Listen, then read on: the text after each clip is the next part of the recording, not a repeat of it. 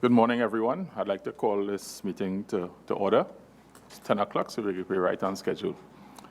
I would like to welcome everyone. We have a very full team here this morning.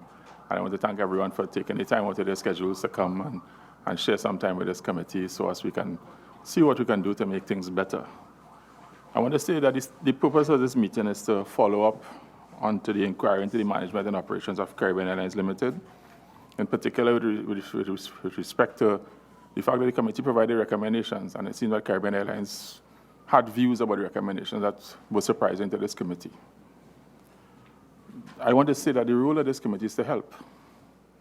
And the way in which we do that is to be able to get us all aligned in terms of understanding that we are here to provide assistance and to support getting Caribbean Airlines or any state entity into a place where it is managed efficiently on a sustainable basis.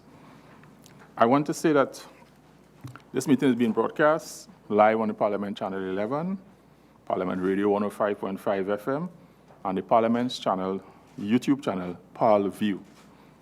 Viewers and listeners can participate by sending comments relating to today's engagement with Caribbean Airlines via email to parl101@ttparliament.org, on our Facebook page at facebook.com/ttparliament, or on Twitter @ttparliament. I would now like to invite the respective officials to introduce themselves, and the order we'll go in is with the lead official. We'll begin with Caribbean Airlines, which I think has the largest group, and then we'll go down the line in terms of Ministry of Finance, TTCA, and Airports Authority in terms of members introducing themselves. So I invite all members, beginning with Caribbean Airlines, to introduce themselves. Chairman and committee members, good morning. Shamir Rani Mohammed, Chairman, Caribbean Airlines. Chairman and committee members, good morning. Gavin Madero, Chief Executive Officer, Caribbean Airlines. Chairman, committee members, Michael Kwamina, Vice Chairman, Caribbean Airlines. Chairman and committee members, Roger Berkeley, Vice President, Human Resources, Caribbean Airlines. Chairman and committee members, Marina Chase, CFO, Acton, Caribbean Airlines. Chairman and committee members, Mr. Anil Ali, Chief Information Officer, Caribbean Airlines. Chairman and committee members, good morning. Colbert Carrington, Vice President, Maintenance and Engineering. Good morning, Chairman and committee members. Idran Agrat, Senior Manager, Financial Accounting and Revenue Accounting. Good morning, Chairman, committee members. Jagmohan Singh, VP Operations. Good morning, Chairman and committee members. Nalini Lala, General Counsel and Corporate Secretary.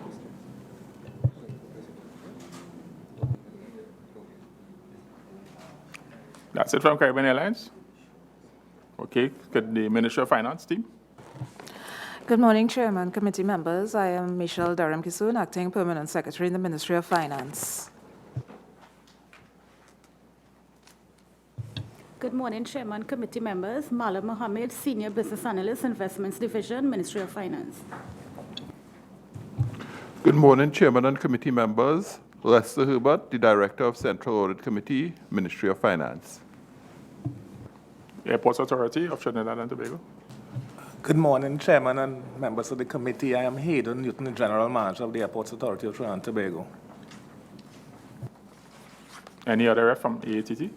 Yes. Good Please morning. introduce. Yeah, Good morning, Chairman and committee members. My name is Carmela Wallace-Shanklin. I'm the Financial Controller Acting, Airports Authority. Trinidad and Tobago Civil Aviation Authority. Francis Regis, Director General, Trinidad and Tobago Civil Aviation Authority. Good morning, Chairman and members of the committee. Thomas Lawrence, Chairman, TTCA. Okay, thank you very much for letting us know all who are here. I will now return the favor and ask members of this committee to introduce themselves, beginning members on my extreme left. Morning, Fazal Karim, member. Morning, Adrian Leons, member. Morning, Wade Mark, member. Morning, Lester Henry, member. Morning, Brigadier General Ansel Antoine, member. Good morning, Ronald Huggins, member. Good morning, Cherry Ann Coburn, member. Good morning, and my name is David Small. I'm the chairman of this committee. I would like to say that we request all persons in the room to either have their phones on silent or you can switch them off so that we don't have any untoward disturbances. And in terms of the submissions, I think you can see from the amount of people on the desk that we've received all of Caribbean Airlines submissions. And we want to thank the officials of Caribbean Airlines for their submissions in terms of the responses to the questions that we've asked and we've posed to them. I will now ask for very brief opening statements. Brief, because there will be enough time to give us responses over the next 2 or 3 hours as we go through this process here this morning. So I would like to begin by asking for opening comments, very brief opening comments from the chairman of Caribbean Airlines. Chair, good morning again, and members. My opening comments would be around 5 minutes, and I ask for your permission to update this committee. We would like to keep it a little shorter than that. Please, if you would. We have 1, 2, 3, 4 people to give opening comments. I would like to keep it as short as possible because we have, as you would surmise, the committee has many questions. Yes. So we would like you to keep your opening comment to 1 to 2 minutes so that we could proceed with the hearing in a few minutes' time.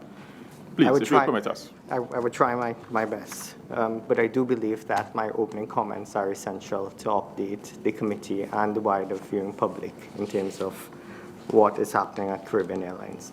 Thank you for the opportunity to reappear and to update the Joint Select Committee on the progress made thus far with the financial performance and the many positive activities taking place at Caribbean Airlines. The current Board of Directors was appointed in October 2016, and we are now able to assess the company's performance for a full financial year. 2017 was a watershed year in Caribbean Airlines, as is evident by our preliminary results. It is the best the airline has performed since 2009, and our 2017 combined operations, excluding the air bridge, improved by 57% over 2016 at the EBIT level. Our EBIT year-to-date, that is January to February 2018, combined operations, excluding the air bridge numbers, are significantly ahead of 2017, January and February by 103%, and we are almost at a break-even position for the first 2 months of 2018. It is critical to note these improvements in 2017 were achieved in spite of a $10 million increase in fuel expenses year-on-year brought on by higher fuel prices. We also had cost containment of $7 million from 2016 to 2017. I will continue later on with some Thank you so much, Mr. Chairman. I'm being a good gentleman that you are. Madam Permanent Secretary, your brief opening comments, please. Thank you, Chairman. Very brief. We're happy to be a part of this follow-up conversation in the operations of CAL, and we are also very heartened to see the depth of material that has been presented to this committee, particularly in this phase of the conversation. So we look forward to your recommendations from the committee. Thank you very much. Thank you very much, Madam Permanent Secretary. I call now on the General Manager of the Airports Authority to give us a few brief opening remarks. Chairman, good morning again, and thank you for inviting the Airports Authority to appear before this committee. Caribbean Airlines is an important, in fact, it's the most important stakeholder to the Airports Authority at both our estates. So whatever happened at Caribbean Limited is important to the Airports Authority. We will be willing to assist this committee as far as possible in terms of its deliberations. Thank you very much. Thank you very much, Mr. Newton. I now call on the Director General of the Civil Aviation Authority. Good morning, Chairman and Committee. The Trinidad and Tobago Civil Aviation Authority is pleased to be here this morning to assist the committee in its deliberations. And like the Airport Authority, Caribbean Airlines is the only international operator of passenger traffic out of Trinidad. So the Civil Aviation Authority has a vested interest in what happens at Caribbean Airlines. Thank you. Thank you very much. Procedurally this morning, I'd like to remind all persons present, that if you're addressing to direct their questions through the chair, and I would like to make sure that everyone remembers to activate their microphone when they're giving responses.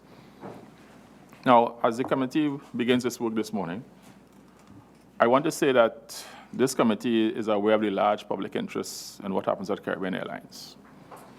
This also extends to the staff who we are aware are looking on or listening with great interest to this inquiry.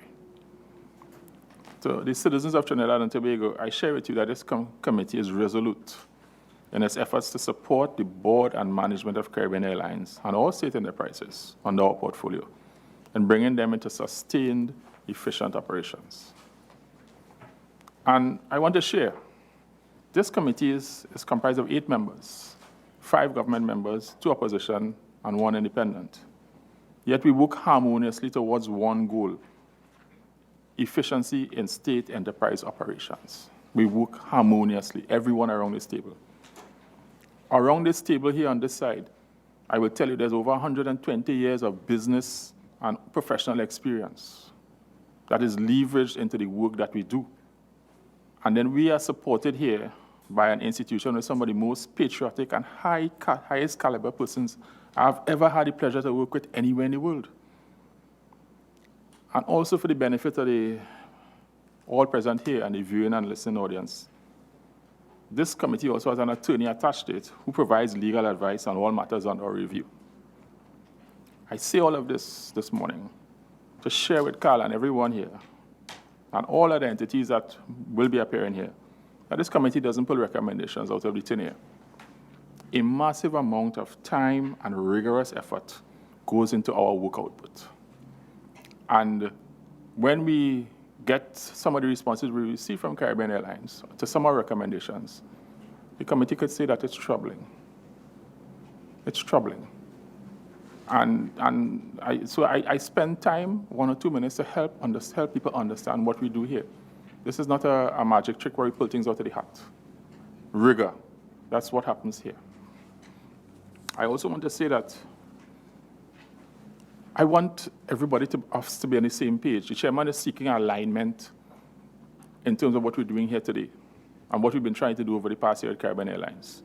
The alignment is that we're seeking the best interests of the Caribbean Airlines for the benefit of the people of Trinidad and Tobago. That's why we're here. We are seeking the best interests of the airline.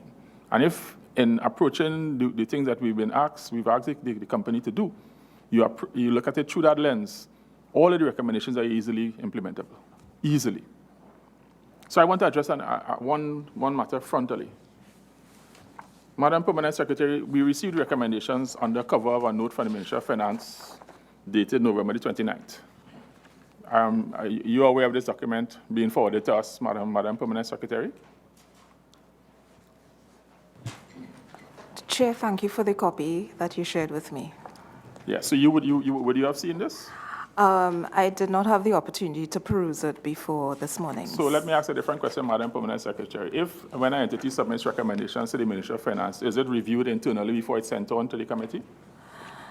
Yes, Chair. I have to admit that these responses were submitted to the committee prior to my...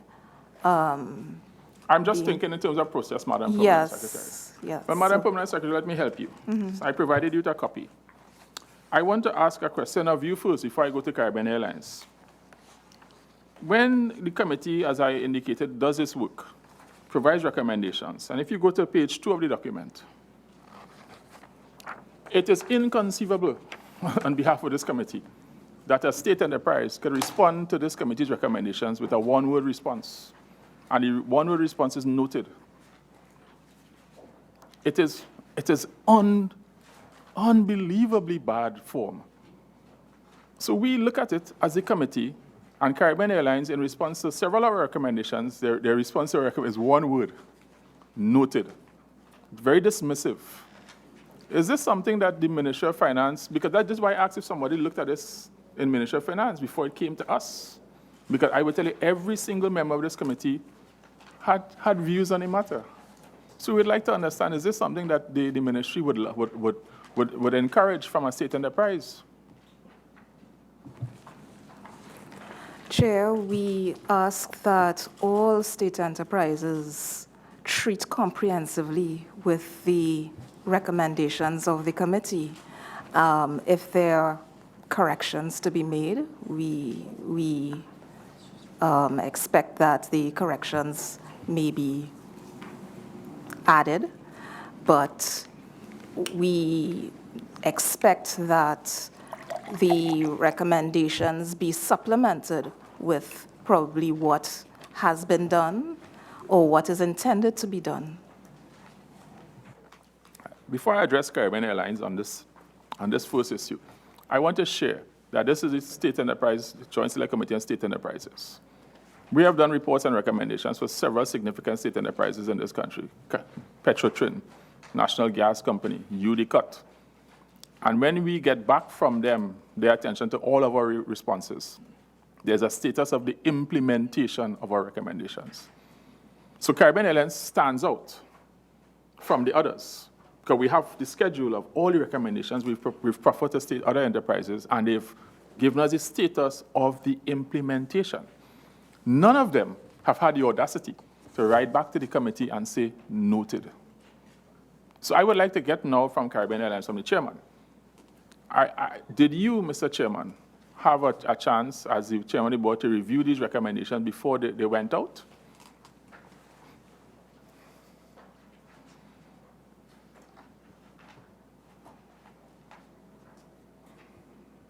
Chair, if I am correct, please guide me here. Is it a letter that you're referring to from the Ministry of Finance? There's a cover note from the Ministry of Finance indicating this is the submission from Caribbean Airlines in response to the committee's recommendations. And that is a letter dated November 29th? A memo from the Ministry of Finance dated November the 29th. Yep. Yep. Because we're trying to understand who would have done this in Caribbean Airlines to submit it to the committee. Good. So on the cover letter received from the Investments Division, addressed to Caribbean Airlines, dated November 1st, that letter was sent to us outlining the 25 to the 29 number page of the report, which had certain recommendations. And our response was required shortly thereafter. In our response to the request from the Ministry of Finance, and not having the opportunity to comprehensively review and commit to what the committee suggested to us, we acknowledged the contents of the report and noted the recommendations. Mr. Chairman, your response troubles me because you've responded and you've not answered. So let me try to be a little more direct. You are responding to a committee. Do you know, I would like to ask members here, do you understand where this committee gets its authority from? This committee gets its authority from the Constitution of Trinidad and Tobago. So you're forcing the committee now to try to help you understand the gravity of what has transpired. Okay, your response is a non-response, respectfully. This committee gets its authority from the highest law in the land, the Constitution of Trinidad and Tobago. And we have a charter to conduct work in a particular way. When an entity that is owned by the state, that is owned by the citizens of this country, is responding to this committee, a representative of the Parliament, where you have government, opposition, independent represented here, I would have expected you to start saying, Mr. Chairman, that whatever the circumstances, a one-word response or recommendation of this committee is inappropriate. I would have liked to hear that. There may have been several extenuating circumstances, but I would like to hear your view on whether or not this was an appropriate response, Mr. Chairman. Mr. Chairman, please help us, because we're trying to understand the thinking behind how Caribbean Airlines treated with some of our recommendations. Chair, and let me first say that it was in no way meant to perhaps insult the committee in any which way based on the authority and jurisdiction that it have over state enterprises. We received the recommendations. The company read those recommendations. We were not in a position to immediately provide an update in terms of the recommendations coming forward. We note your concern of the use of one word, but I also have in my possession, and because I was limited to 2 minutes in my opening statements, a comprehensive update in terms of the several recommendations made by the JSC and what we have in fact implemented thus far. So I want to assure the committee that the recommendations have not been ignored. In fact, they've been addressed and continue to be addressed as we move forward. Well, I'm happy to hear that, Mr. Chairman. And all I could tell you is that in the document you referred to came to my email inbox around 9 p.m. on Friday night, the update. I understand there were several meetings at the company last week trying to get this done and get it out on time. That's fine. And we appreciate the effort in terms of trying to respond to the committee. But when the committee decided to call you, this is what we had. We didn't have that document. And what was sent to us demonstrated, on the very least, some errant behavior and some errant thinking by whoever or whichever persons were party to putting this together. And then the fact that it came to the Ministry of Finance and it wasn't immediately flagged by the Ministry of Finance that, hey, you should not be responding to the committee of the Parliament in this way. So there's enough blame to go around. So all this committee is seeking, Mr. Chairman and Madam Permanent Secretary, is that there'll be no repeat of this. That's all we're seeking. We're trying to do the people's work, and all we're seeking is that we put a lot of effort on our side to make recommendations, and there's no agenda in this committee other than seeking the best interests of the people of Trinidad and Tobago. That's all we're doing. That's all we're doing. We're not trying to make anyone look bad or anything of that nature. All we're trying to do is to make recommendations that we have assessed based on the massive amount of data and research that we've put into this to try in our best way to assist the company. That's all we're trying to do. Well, I will stop there because this is the chairman wanted to treat this because there's, several other responses are along the lines of, well, we will look at your recommendation, we will consider it or whatever. They're just inappropriate responses. Inappropriate. And I say that because we have responses from every other state enterprise on our portfolio, and none of them have even remotely responded to us like that. Caribbean Airlines stands out as the only entity to even go in the direction of disrespect to this committee's recommendations. They're the only one. Yeah? I want that to get into your system, that when the committee meets here, we're serious. This is a serious committee. There are serious people around this table, and we're here to do the people's work. And when we suggest to the company and we make firm recommendations, we expect appropriate rigor be attached to treating with it, not flippant responses. In other words, leave us alone, let me run with business. Yeah? That is what we get from it. So I don't want to respond on that. I want to open the floor. I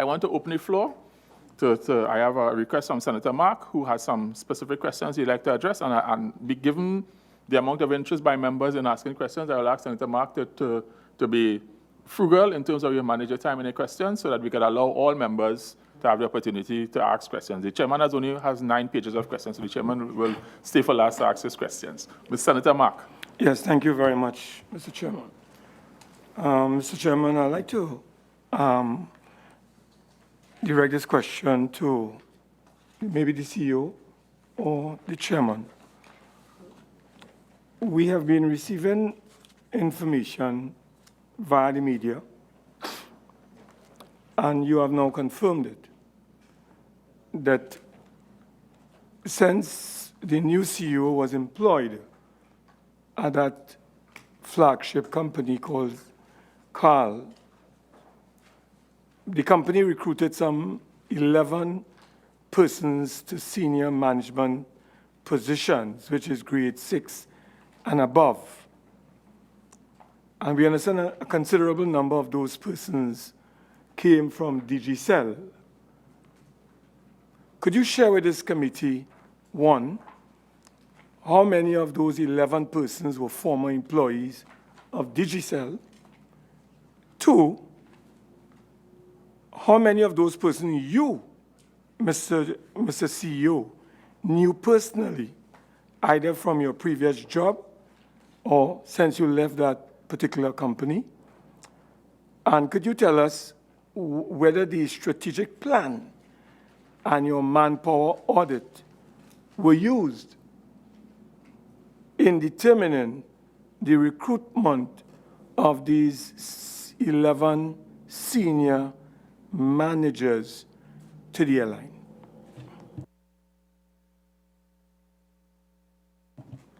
Member, good morning. I'd like to start by speaking to the strategic plan first, because I believe it actually informs a lot of what went on in terms of the recruitment. So upon joining Caribbean Airlines, I was privy to several pieces of information that really helped us to start to understand the business. And that understanding came from several pieces of information. One of them would have included employee opinion surveys, which really reflected the feelings and the thought patterns within the organization and staff in general. Another would have been the financial reports from several years within Caribbean Airlines. And in addition to that, we would have also been privy to a few consultants' reports in terms of the direction that they believe that Caribbean Airlines should take towards profitability. As the chief executive in CAL, it was my duty, therefore, to set about understanding our position, where we stood, and what would have been the key agenda items to take us forward. And those agenda items, from my perspective, really reflected the profitability of CAL, the people considerations, technology and process, and the way we deal with stakeholders in general as an organization serving the region. So based on that, we crafted an initial plan to determine what structure would really be needed to support the strategy in those key areas. And two of the key factors that underpin that plan really related to HR and technology. From an HR perspective, we recognized that there was a huge need to focus on employee engagement, focus on the entire journey of employees through Caribbean Airlines, from onboarding to succession planning to performance management and talent management. On the technology side of the business, we recognized that there were a few fundamental areas that Caribbean Airlines needed to focus on.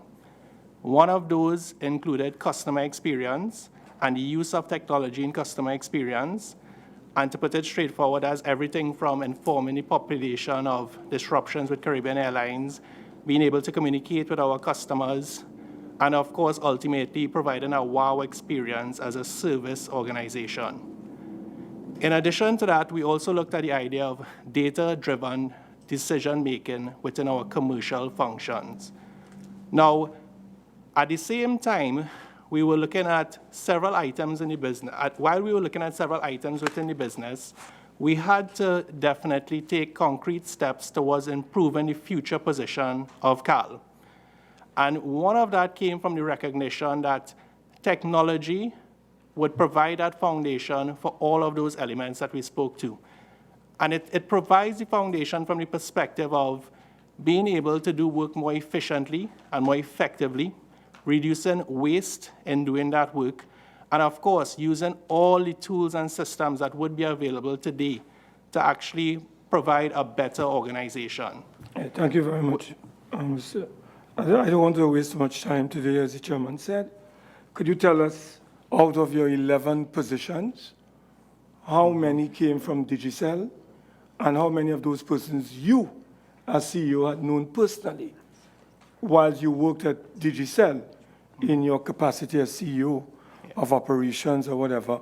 How many of those 11 you knew personally? Sure. So with the recruitment process, I recruited 3 persons at the senior management level who I knew from Digicel prior to joining CAL. The rest of the recruitment took place with the general HR team and managers within the IT function. Mr. Madeira, you said something that has caused the chairman to interject. Sure. And I want to give you the opportunity to correct the statement.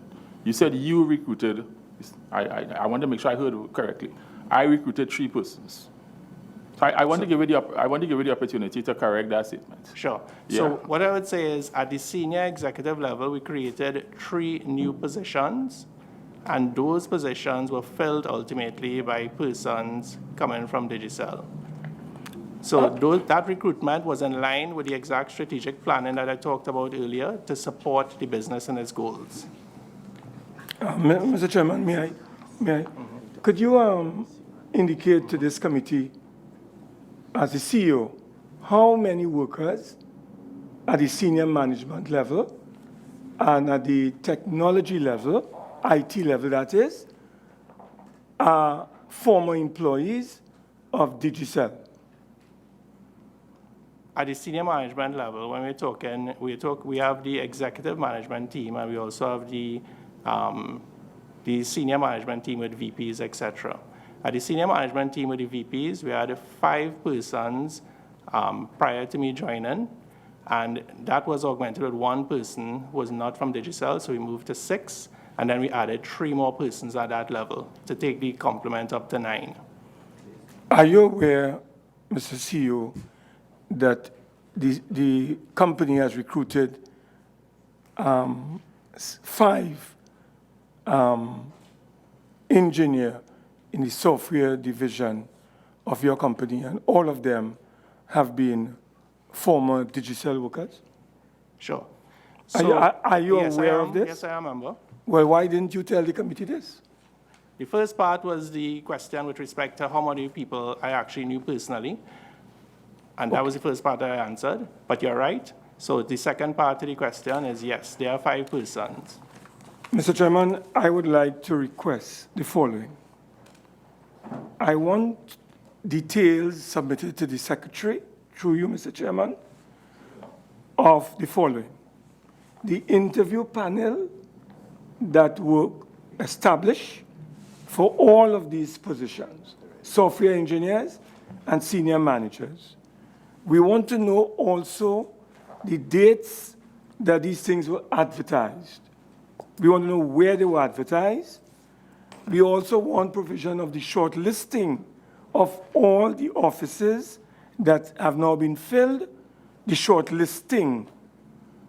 We want to know the date the candidates were selected, the date the candidates began to work, in the name of the interview panel, the salaries that these particular office holders received, the contract period, and as I'm on contract, Mr. Chairman, could the chairman or the CEO indicate us whether it's a normal practice in the industry, and particularly within government, state-owned entities, to have issued to employees a 5-year contract as opposed to a 3-year contract?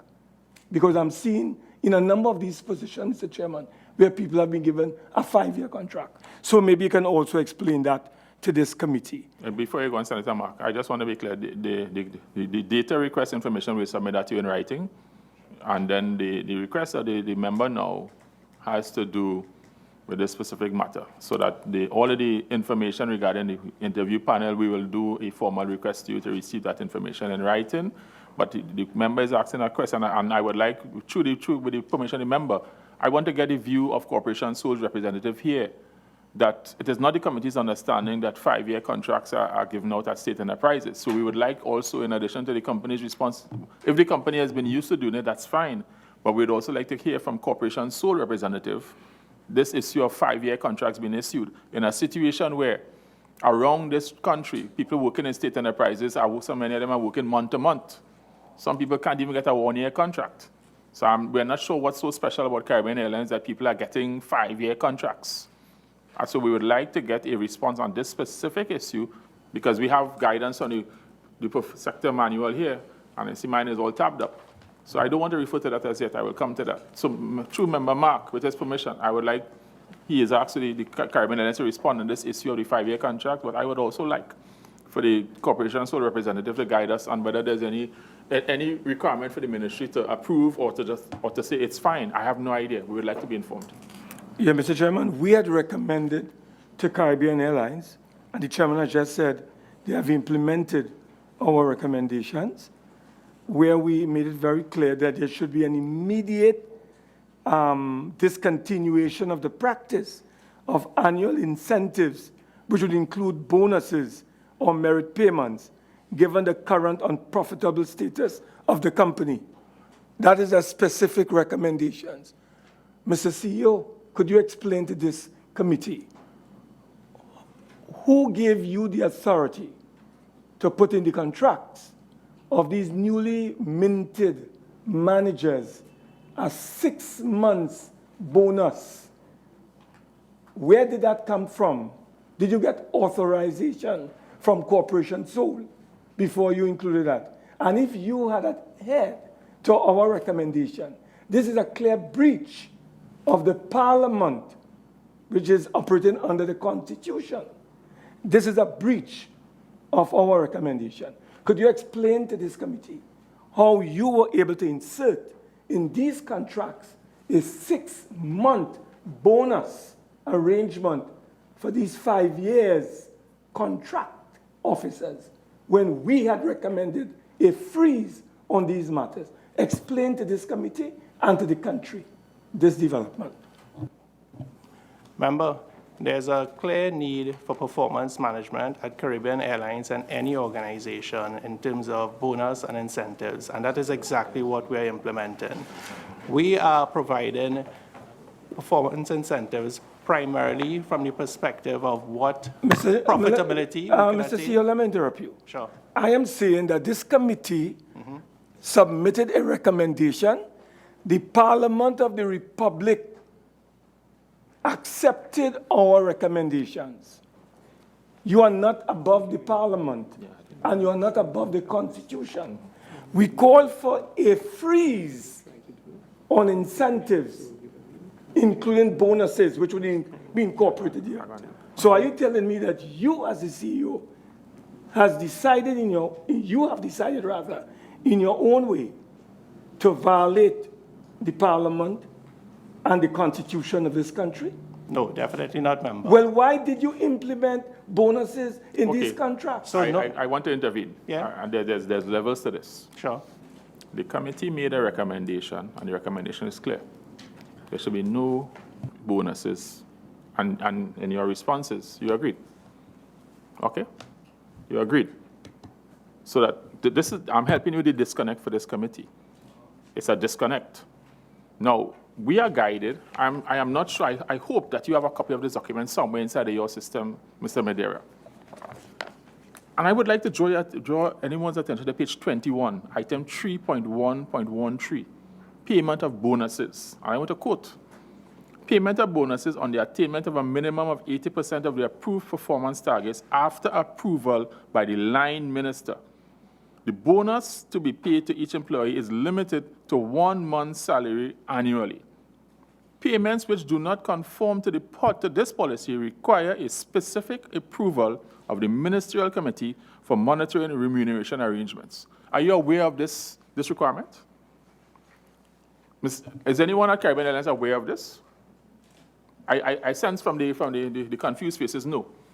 This is where this committee is trying to understand what is going on with the airline, because the airline seems to want to do things, and we're not against someone trying to improve the operations, but it has to conform to the requirements and laid out here.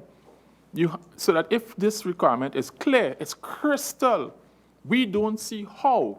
There's no justification whatsoever for getting 1 5-year contracts and then giving people 6-month bonuses. I'm happy you understand our difficulty. So I would like, from the Permanent Secretary, Minister of Finance, Madam Permanent Secretary, I would like you to chime in on this, because the committee is working with the public, the manual that we were given. When I joined this committee 4 years ago, I was given this and told this is a Bible that the state enterprises operate within. And we have been working with it. Mine is properly well tabbed up, so I could easily find the record. So that when we have a state entity that seems to be completely ignoring what's in the manual, I could only hope that the Minister of Finance has given them approval to do that. Please, PS Minister of Finance. Thank you, Chair. Any board member who is appointed, their attention is drawn to the manual. In addition, we did write to all state enterprises reflecting the decision of the committee. I believe that was in November last year. So, Madam, I want your comment, Madam Permanent Secretary, because what we have here is a requirement in the manual, and based on the documentation provided by Caribbean Airlines, they have flouted that recommendation.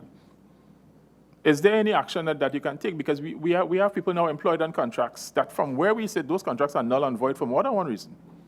For more than one reason, and we have other reasons that we're going to put on the table here this morning. But it is inconceivable in the current economic climate of Trinidad and Tobago, that we are employing people on 5-year contracts in the state sector, and then promising, under whatever rules, 6-month bonuses. This committee is at pains to understand how we could have gotten here. We were assuming that they would have approached Corporation Seoul and said, given the dynamics of the business and our strategic plan, and made a proper explanation, that on that basis you would have had sanction from the Ministry of Finance. Have they received sanction from the ministry?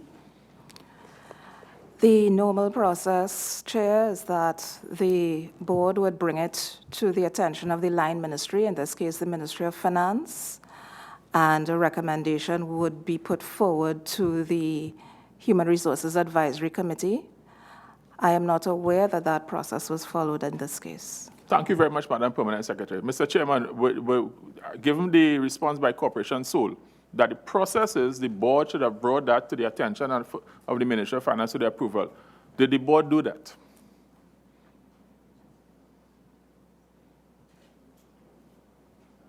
You can take a minute.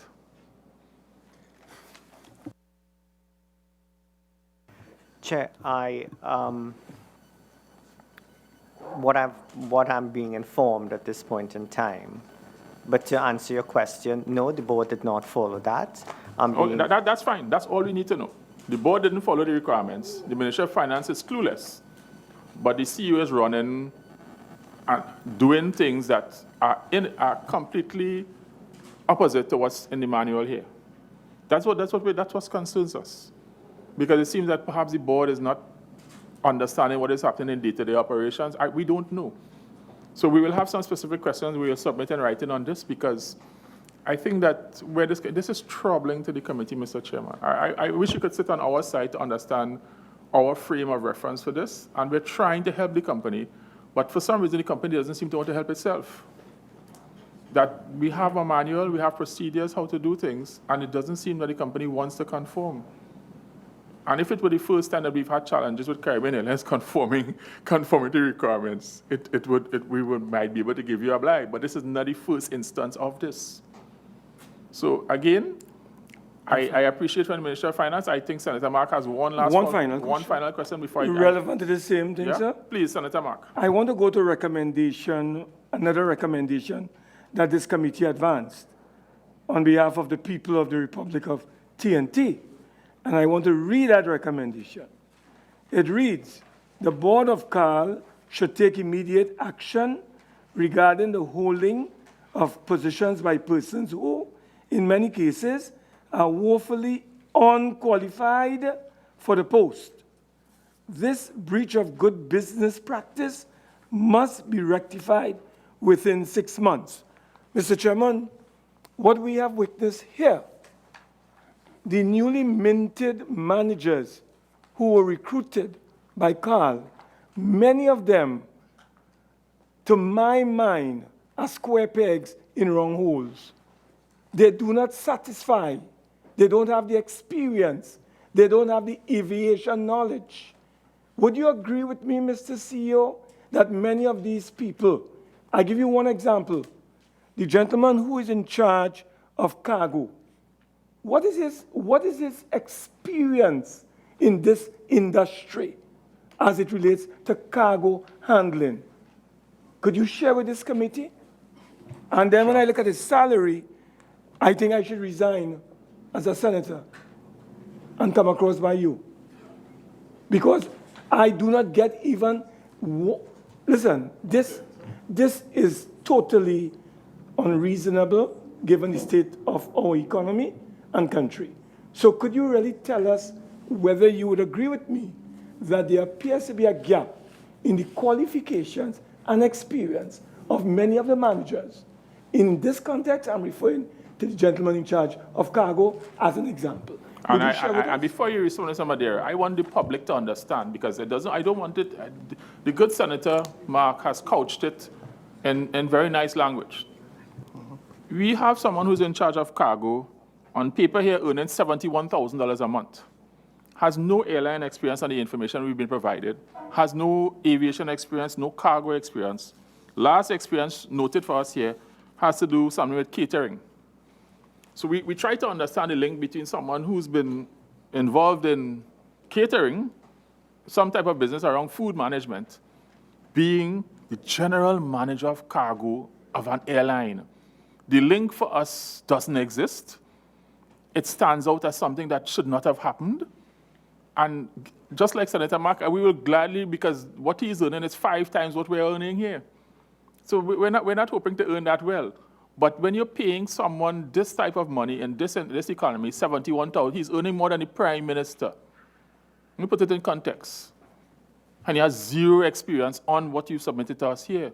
So we're trying to understand, how did this happen? This individual should have this contract terminated post-haste because he doesn't meet any of the requirements. When I read your requirements, first degree in marketing, a whole shopping list, and his experience, it's deflating to this committee that this could be happening at Caribbean Airlines after what we've been through with Caribbean Airlines in the past year. So I want you to respond to Mr. Senator Mark on his last question. How did we arrive here?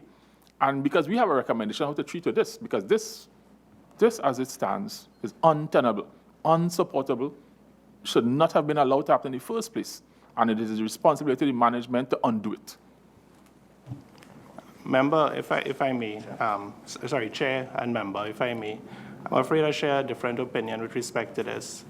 And I want to directly address your example, and I also want to emphasize, of the people that we've hired in the last 6 months, we have over approximately 7 people as national scholarship winners, people who did electrical and computer engineering, master's degrees, and topped the faculty with respect to that. Some of these guys have had experience in top firms like IBM and so on, and they are the cream of the crop in terms of talent. In terms specifically of the experience you're talking about for cargo, with cargo, there was an existing VP role that we filled within the existing range that we had historically for CAL. Now, the person in question has a master's in business administration and extensive experience within the organizational dynamics that we desire. What we've missed for a long time in CAL, and I must bring this forward today, is leadership. We need business leadership to move out of this concept of somebody functionally performing in one area. The role that we created was a general manager for cargo and new business. So we are thinking for the future. We are not just the same CAL. We're innovating for the future. So we are thinking, what type of individual do we bring in to lead the function? And we're thinking about the tangential services, the integration that we'll do vertically, horizontally, to do better for CAL.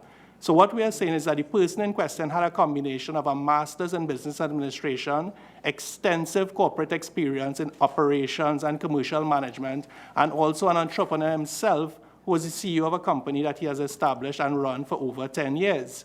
It's clear to me that the value that we need to bring to CAL and this state enterprise needs to come from leadership, and that is exactly what we went out for, Ms. Member and Chair. Thank you very much, Mr. Madeira. And on this side, the committee respectfully disagrees. We hear your response. I do not. I agree with you on one thing. To run an airline and to be operating in a business, you need people with good business fundamentals. There's no argument from me on that, but I understand that. Once you have people who have good business fundamentals, they could go into a place and they could try to with some remedial learning and training, get going. But we on this side of this committee, I would share, understand this business. We spent a lot of time analyzing not only Caribbean Airlines, but the airline business in general. And cargo management is a specialized area. So I hear you, I understand your business rationale. I don't agree with it for this particular position. I agree with some of what you're saying, but for this particular position, the committee is of the view that cargo management is not something that you can go, even with an MBA, and understand the logistics of managing cargo. As a committee, we've gotten to understand what block hours means. We've gotten to understand what revenue we understand all of the nice business terms that people in the aviation business, because that is our job. So that when we make a recommendation, we understand what the implications of those recommendations are. That is the job of this committee. So we don't do things willy-nilly, as anybody may wish to say. So that I hear your explanation, and the committee will submit to you its thoughts in writing on this, because we believe that in terms of specialized areas of your company's operations, I'm saying that you should have at least somebody, even if they don't have to have airline experience. Cargo management is a specialized skill. It's a specialized skill. And having someone with zero skill in that area, earning $71,000 a month, way above the majority of employees, way above everybody in the parliament here, more than the Speaker of the House, more than everybody in this building, who has zero experience in the job, seems to be an incorrect fit. And if you think that is irrational, well, then we're, on this side, the committee is comprised of people who are not fit for thinking, because it just doesn't seem to be a good fit. And that is our view on it. I want to open the floor now to Senator Huggins. Thank you very much, Mr. Chairman. Just a follow-up. Does CAL have an official performance management system in place? One, and secondly, if you could just clarify, what was the justification or the thinking behind the 6-month bonus arrangement? So the 6-month bonus arrangement really was at the executive level only, and it wasn't for all the software engineers. So we're talking the top-level positions that we recruited. And that was done because it was consistent with the practice with former VP contracts that we had at CAL. So we applied the exact same concept to that and applied the 6-month contract. And I also want to emphasize that we are very responsible about this. None of that will be paid, not 1 cent will be paid, unless CAL does a significant turnaround in the financial performance. And that is exactly what we're aiming for. So to your first point of performance management, at this time we had an annual scheme where performance was assessed based on specific performance outcomes at the end of the year. What we want to introduce now is a strategic plan that actually is divided into specific actionable outcomes, and those actionable outcomes will then be divided into objectives for each employee.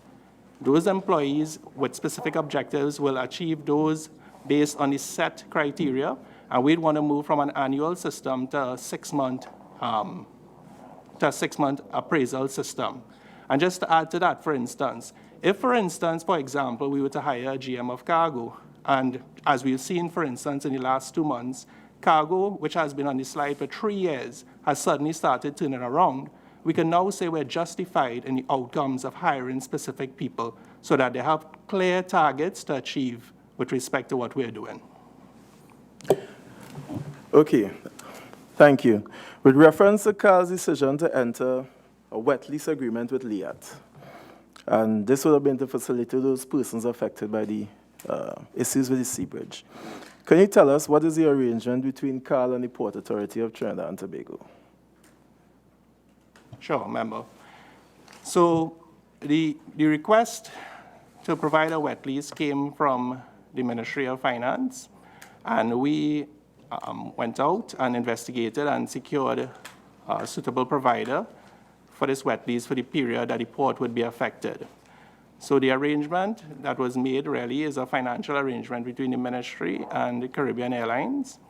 And at an operational level, CAL is committed to supporting the port and the sea bridge in terms of transporting passengers during the period that the port would be affected.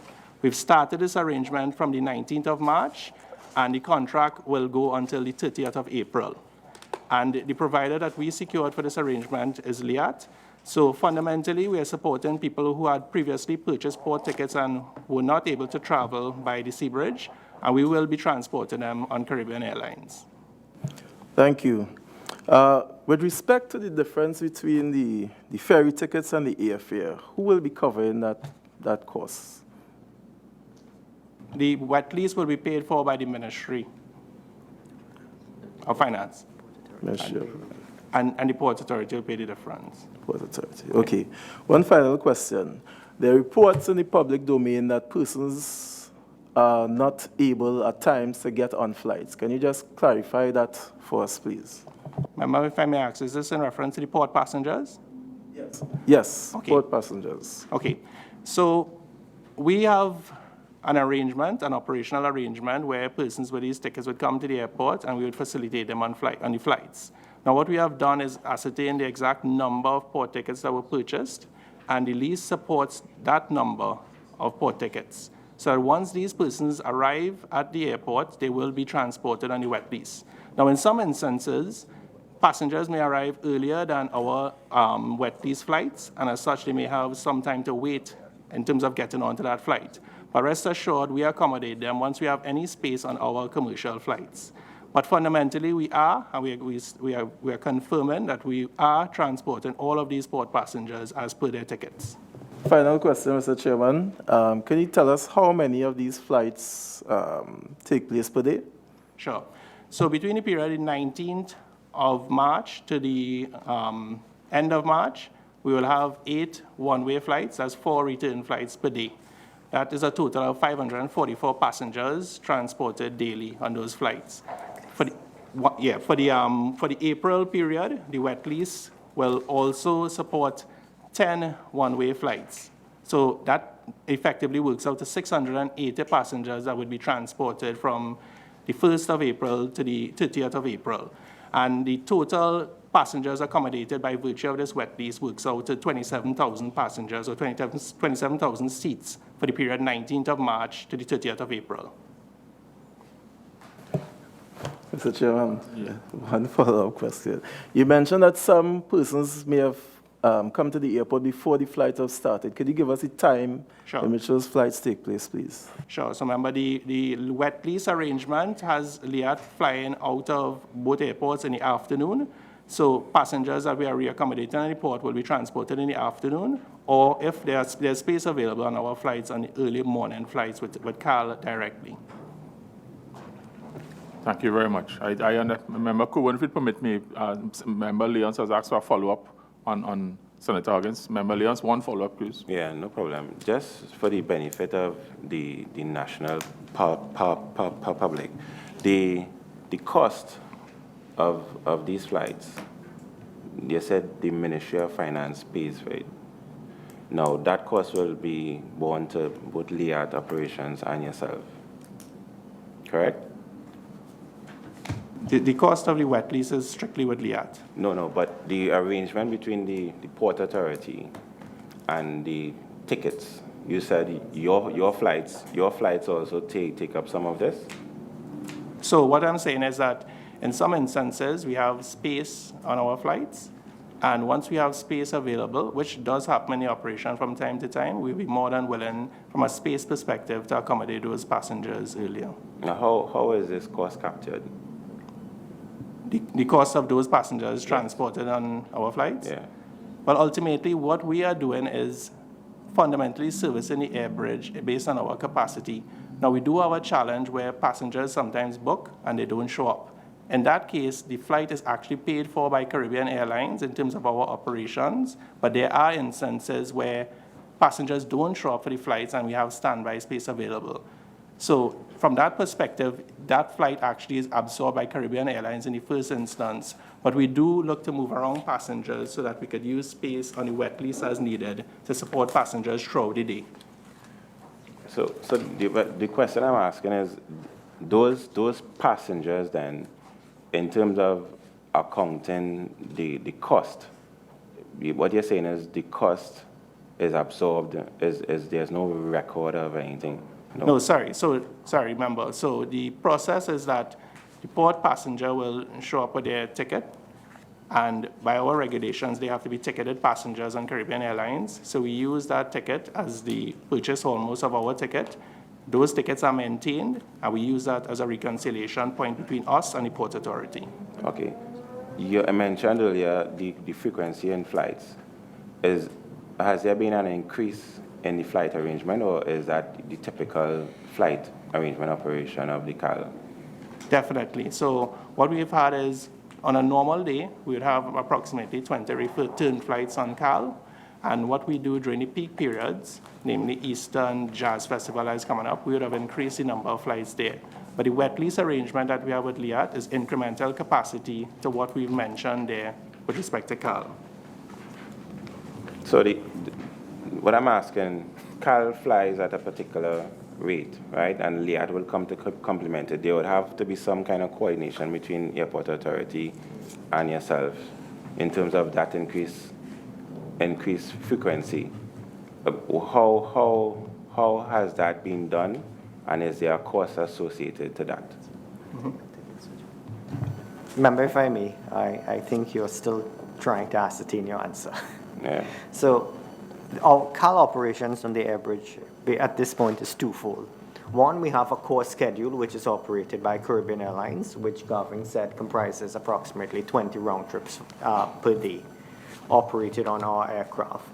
Because of the seabird challenges and based on instructions from the Ministry of Finance, we were advised to proceed to wet lease an additional aircraft to supplement our core schedule. The cost of that wet lease is being covered by the Ministry of Finance. In relation to the reconciliation exercise, any passenger who would have previously hold or is holding a Seabridge ticket, they would present that to Caribbean Airlines as evidence that they were scheduled to travel on the Seabridge. And upon presenting that Seabridge ticket, CAL reissues an airbridge ticket. And the difference between what the CAL charges to the public, which is $300 TT per round trip, less the difference from what that passenger would have paid to the Port Authority, is reconciled and forwarded to the Port Authority for reimbursement for all Seabridge passengers moved on our operations. Thank you very much. Member Coburn, you have the floor. Thank you very much, Mr. Chairman. Caribbean Airlines indicated in its submission that you would have brought on 5 new positions at either the senior executive level. But in your submissions, we got nothing that suggested there was a change in the strategic plan or the strategic direction of the organization, in addition to which the manpower audit had not been completed. So on what basis would the decision have been taken to include 5 new positions at the executive level? And all of this within the context of Caribbean Airline not being profitable. Member, so whilst we're actively engaged in creating our strategic plan for 2018-2021, there are some key challenges that exist in CAL today.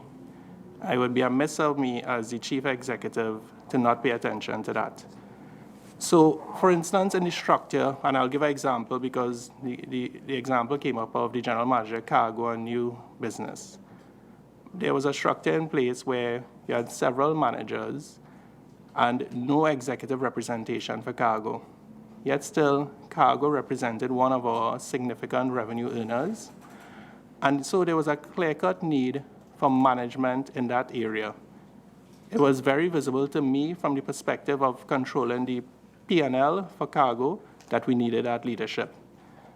A couple other areas that were very critical included the IT area, where we saw a clear need for differentiation from a technology perspective.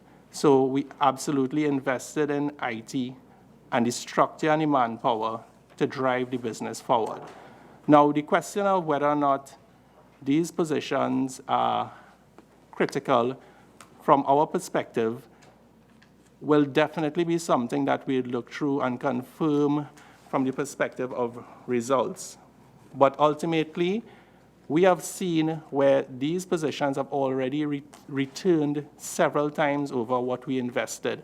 So for instance, we are turning a corner in CAL where right now we've already saved from the IT perspective over $90,000 US per month, which translates to $1 million US of savings by virtue of creating these structures, adding these roles, and adding them to the complement of CAL. So I would say the structural changes that took place really came about from my observation, the senior management team's observation, consultation with the board to show that clearly we needed improvement in specific areas, and then our appreciation of what would be needed to actually put that in place. Mr. Madeira, I think what the minister is asking, and I would like to see it too. We accept your explanation. What I think what the minister is asking for is the framework that you've outlined the mechanics to be able to and the results that you're getting. But I would suppose that you would come to the board with a document that says, we've reviewed the business. In this area, we have found these weaknesses. This is the proposed action. And in order to support deliverables, we would require the recruitment of this position. We won't provide you with any documentation. All we have is new positions on the structure. So you have to understand from where we sit, it looks as if it came out of thin air.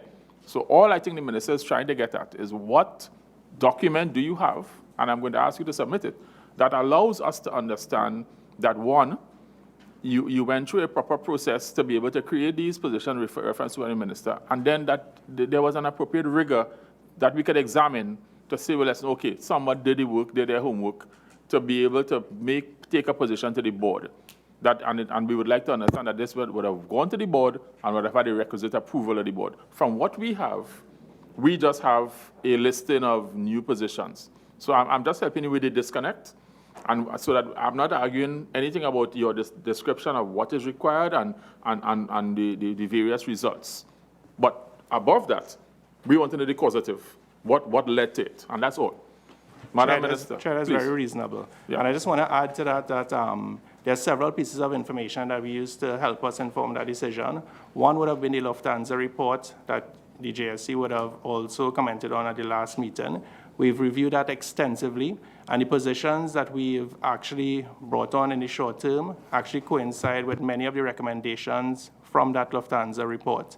In addition to that, the company engaged in a manpower audit with PwC. The report is to be finalized at the end of this month, but in January of this year, we received a preliminary report, which also confirmed some of the positions that we recognize we would need within Caribbean Airlines.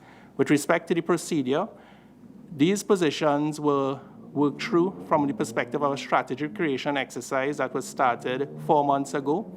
And based on that, preliminary organizational structural changes were brought before the HRC and the board, and in specific areas, HR, cargo, IT, and operations, we created documents showing not just the changes that we wanted at CAL, but the return on investment that we expected. And that return would, of course, reflect in terms of our profitability and customer experience. Thank you. Member Kubo, you have any additional questions, please? Thank you, Mr. Chairman. Mr. CEO, do you have a recruitment policy in place at Caribbean Airlines?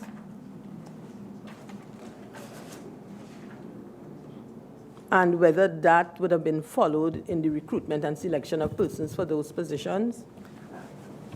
Through the chairman, I'll respond. Yes, we do have a recruitment policy. The process that was followed would be consistent with the policy in terms of advertising for the positions. They would have been shortlisted in terms of the candidates, and then they would have gone through an interview process, and the selection process would have ultimately reflected the results. In all of the instances, the people who scored the highest were actually the persons who were hired. So I want to go back to the CEO's comment. He said, I recruited 3 persons and the rest were hired by HR. And the chairman would have raised it to give him an opportunity to correct it, but he did not deviate from, I recruited 3 persons. So the committee and the listening public needs to understand, was it that the CEO individually headhunted these 3 persons, or whether those 3 persons would have gone through the normal process of advertisement, interview by a panel, recommendations being made, whether it's the board who decides these persons are to be appointed or not, because in the state sector, we really need to have transparency. Member, to go through, if I may, just go through the process that we went through to get to this point. And as I mentioned, we used several sources of information and ultimately provided recommendations in terms of the structural changes and new positions that we would like to onboard at CAL. That was submitted to the HRC, the Human Resources Committee of the board, and the Board of Directors for approval. In addition to that, what would have happened in parallel with respect to the recruitment is that we would have advertised for all of these roles, and the specific roles that I would have been a member of the interview panel for would have been 3 roles.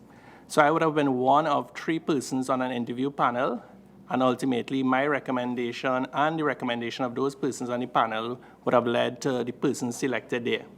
The other roles that was mentioned here today, the 11 odd roles minus the 3, would have been, there would have been an interview process, a selection process that I would not have been involved in.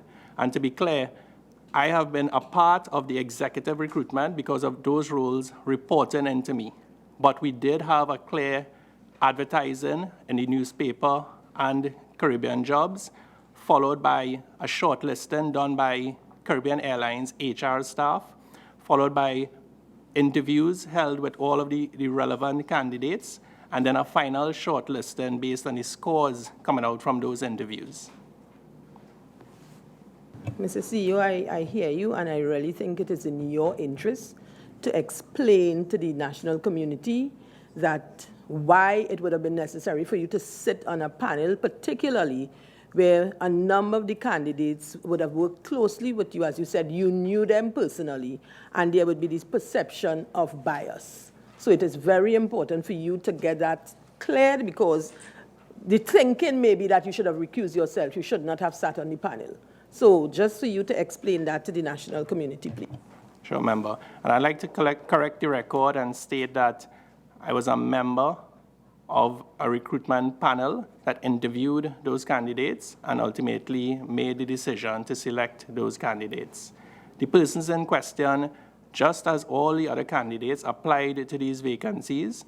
I totally accept that I knew these candidates before. They, however, provided they had the requisite skills and experience that was needed at Caribbean Airlines to do exactly what we need to do in terms of improving performance. And I'd like to again state I'm correcting the record and state that this was done with an interview panel, a clear and transparent process in terms of advertising and ultimately selection.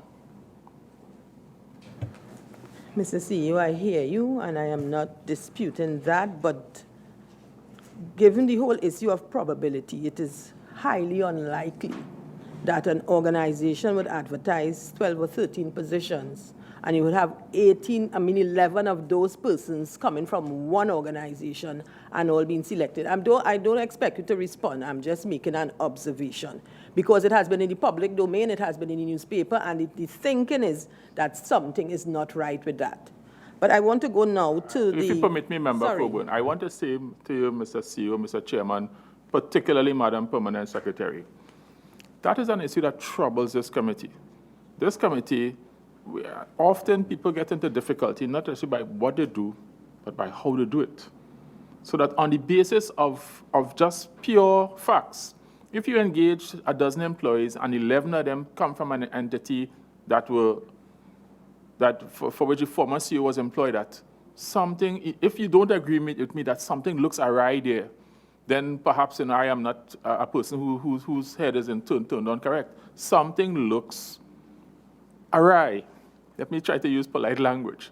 And on the basis of what we've been presented with, we have nothing in front of us to suggest that that coincidence of 11 people joining from Digicel after the CEO was appointed is just a pure happenstance of just luck and chance.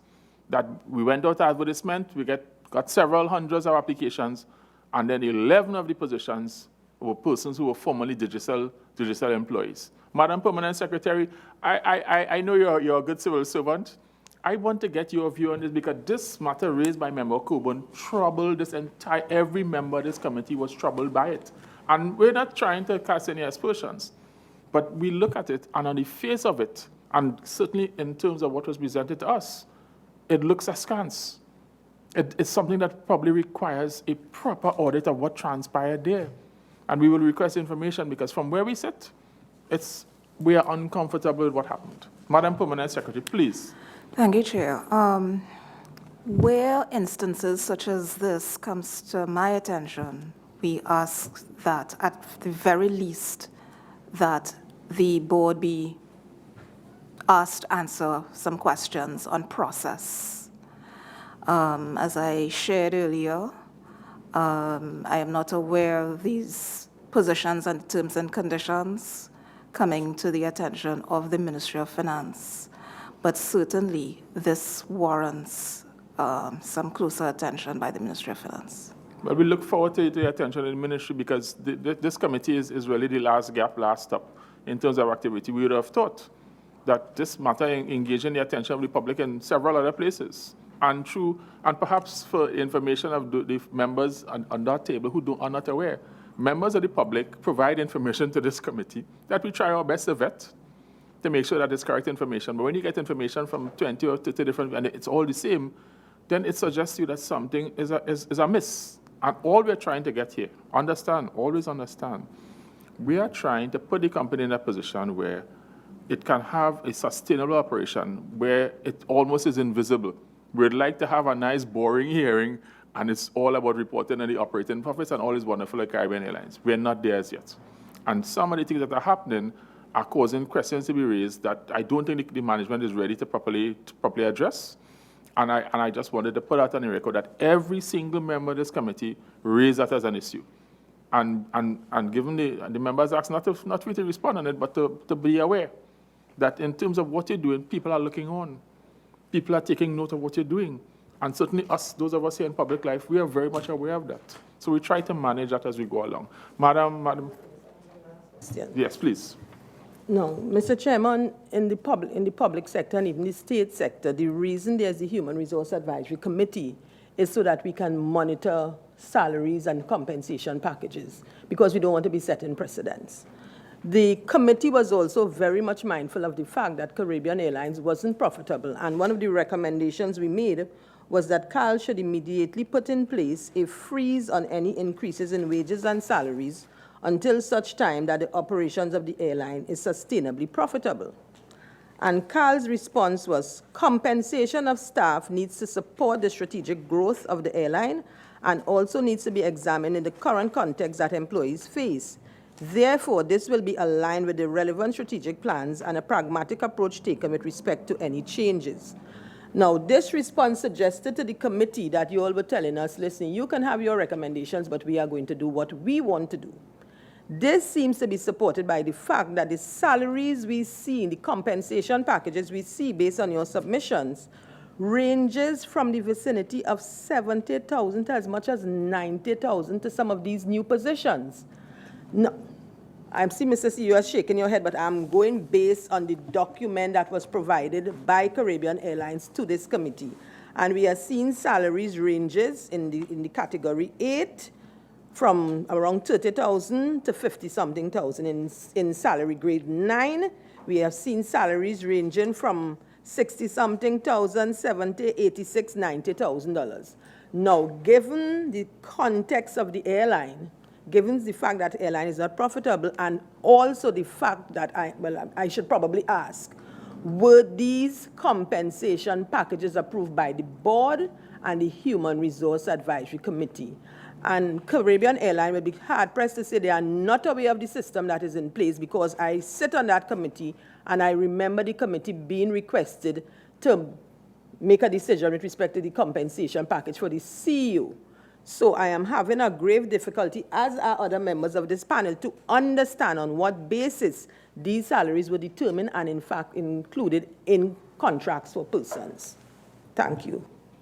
Remember, the salary structure that we used was consistent with the existing grade structure that exists at CAL. The new persons that were brought on, the highest position that was paid was 65,000 TT per month, nothing beyond that. The salaries that you're referring to, 80,000, 90,000, is potentially related to salaries for people who existed in the organization before I joined.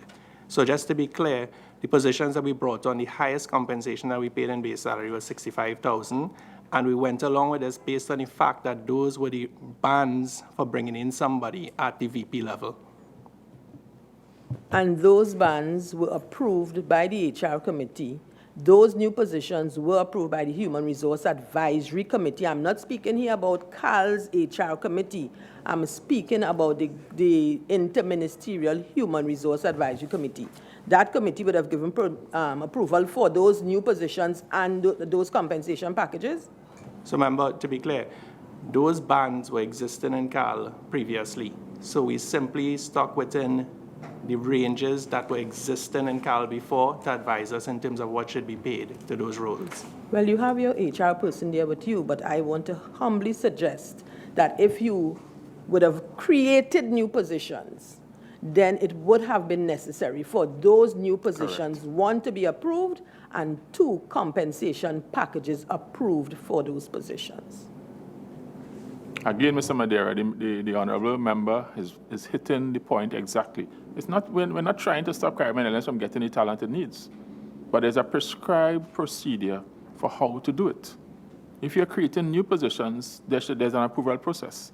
And the Madam Permanent Secretary is shaking her head. She's well aware that if you're creating these high-ranking positions, particularly, as I said, I look at these salary payments for all the senior Caribbean Airlines. I will share with you, we have the salary structures of all of the major state enterprises. Caribbean Airlines is almost at the top of the heap. Several of your managers are earning more than CEOs at other state enterprises. Many, in fact, majority of your senior managers, we call it execs, are earning double what some of the CEOs at other state enterprises earn. Yeah, they're in a different place. And certainly, I think 8 or 9 top positions earn more than the Prime Minister of this country. So I think that when people earn that level and you're in a state enterprise, there's a responsibility to act in a different way and understand that accountability for what you do is very important. Now, the chairman would like to interject here because I have an issue with one of your responses to our recommendations. And I want to direct you to recommendation 2.230 and 2.231. I want to ask Madam Permanent Secretary. Madam Permanent Secretary, what is your understanding of the retirement age that applies to staff of state enterprises?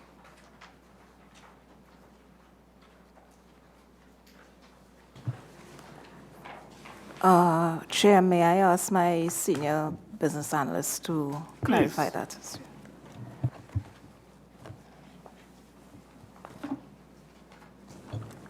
Chair, members of the committee, the age with respect to staff in the state enterprises, I may have to get back to the committee on that. I would have to do a further investigation and research. So you need to do further investigation to be able to advise this committee of what your understanding is of the retirement age of people working at state enterprises. I just want to be clear. Okay. Interesting. Luckily for you and everyone else, Caribbean Airlines has written to us and told us exactly what it is. Yeah? And Caribbean Airlines has put in one of their submissions that all employees retire at the age of 60. We have that unambiguously in between all the various voluminous submissions that I have here. Okay? And I ask this because this is an issue that has, again, troubled this committee. At the last occasion, Caribbean Airlines told us that employees are retired at 60. And then, if their positions are required, they're re-engaged on contract. I just want us to be clear because there's a mixture in the language here that is confusing us. So I want to be clear. Is it that when somebody arrives at the age of 60, they are retired from the company? They are retiree. They receive their terminal benefits. Am I correct? Mr. Chairman, that is correct. Good. I don't want... Good. Just work with me. So you arrive at 60 and you're a retiree. You receive your retirement benefits. If the company decides it wants to continue your services, you are placed on a contract. Is that correct? That is correct. Good. So you are no longer a permanent employee. You are a contract employee of the company. Am I correct? Yes, Mr. Chairman. Good. I'm going slowly with this because this is something that the company is refusing to treat with, and they have to treat with it. So that they're formally retired from the company, and they're engaged on contract. What would be the term of that contract?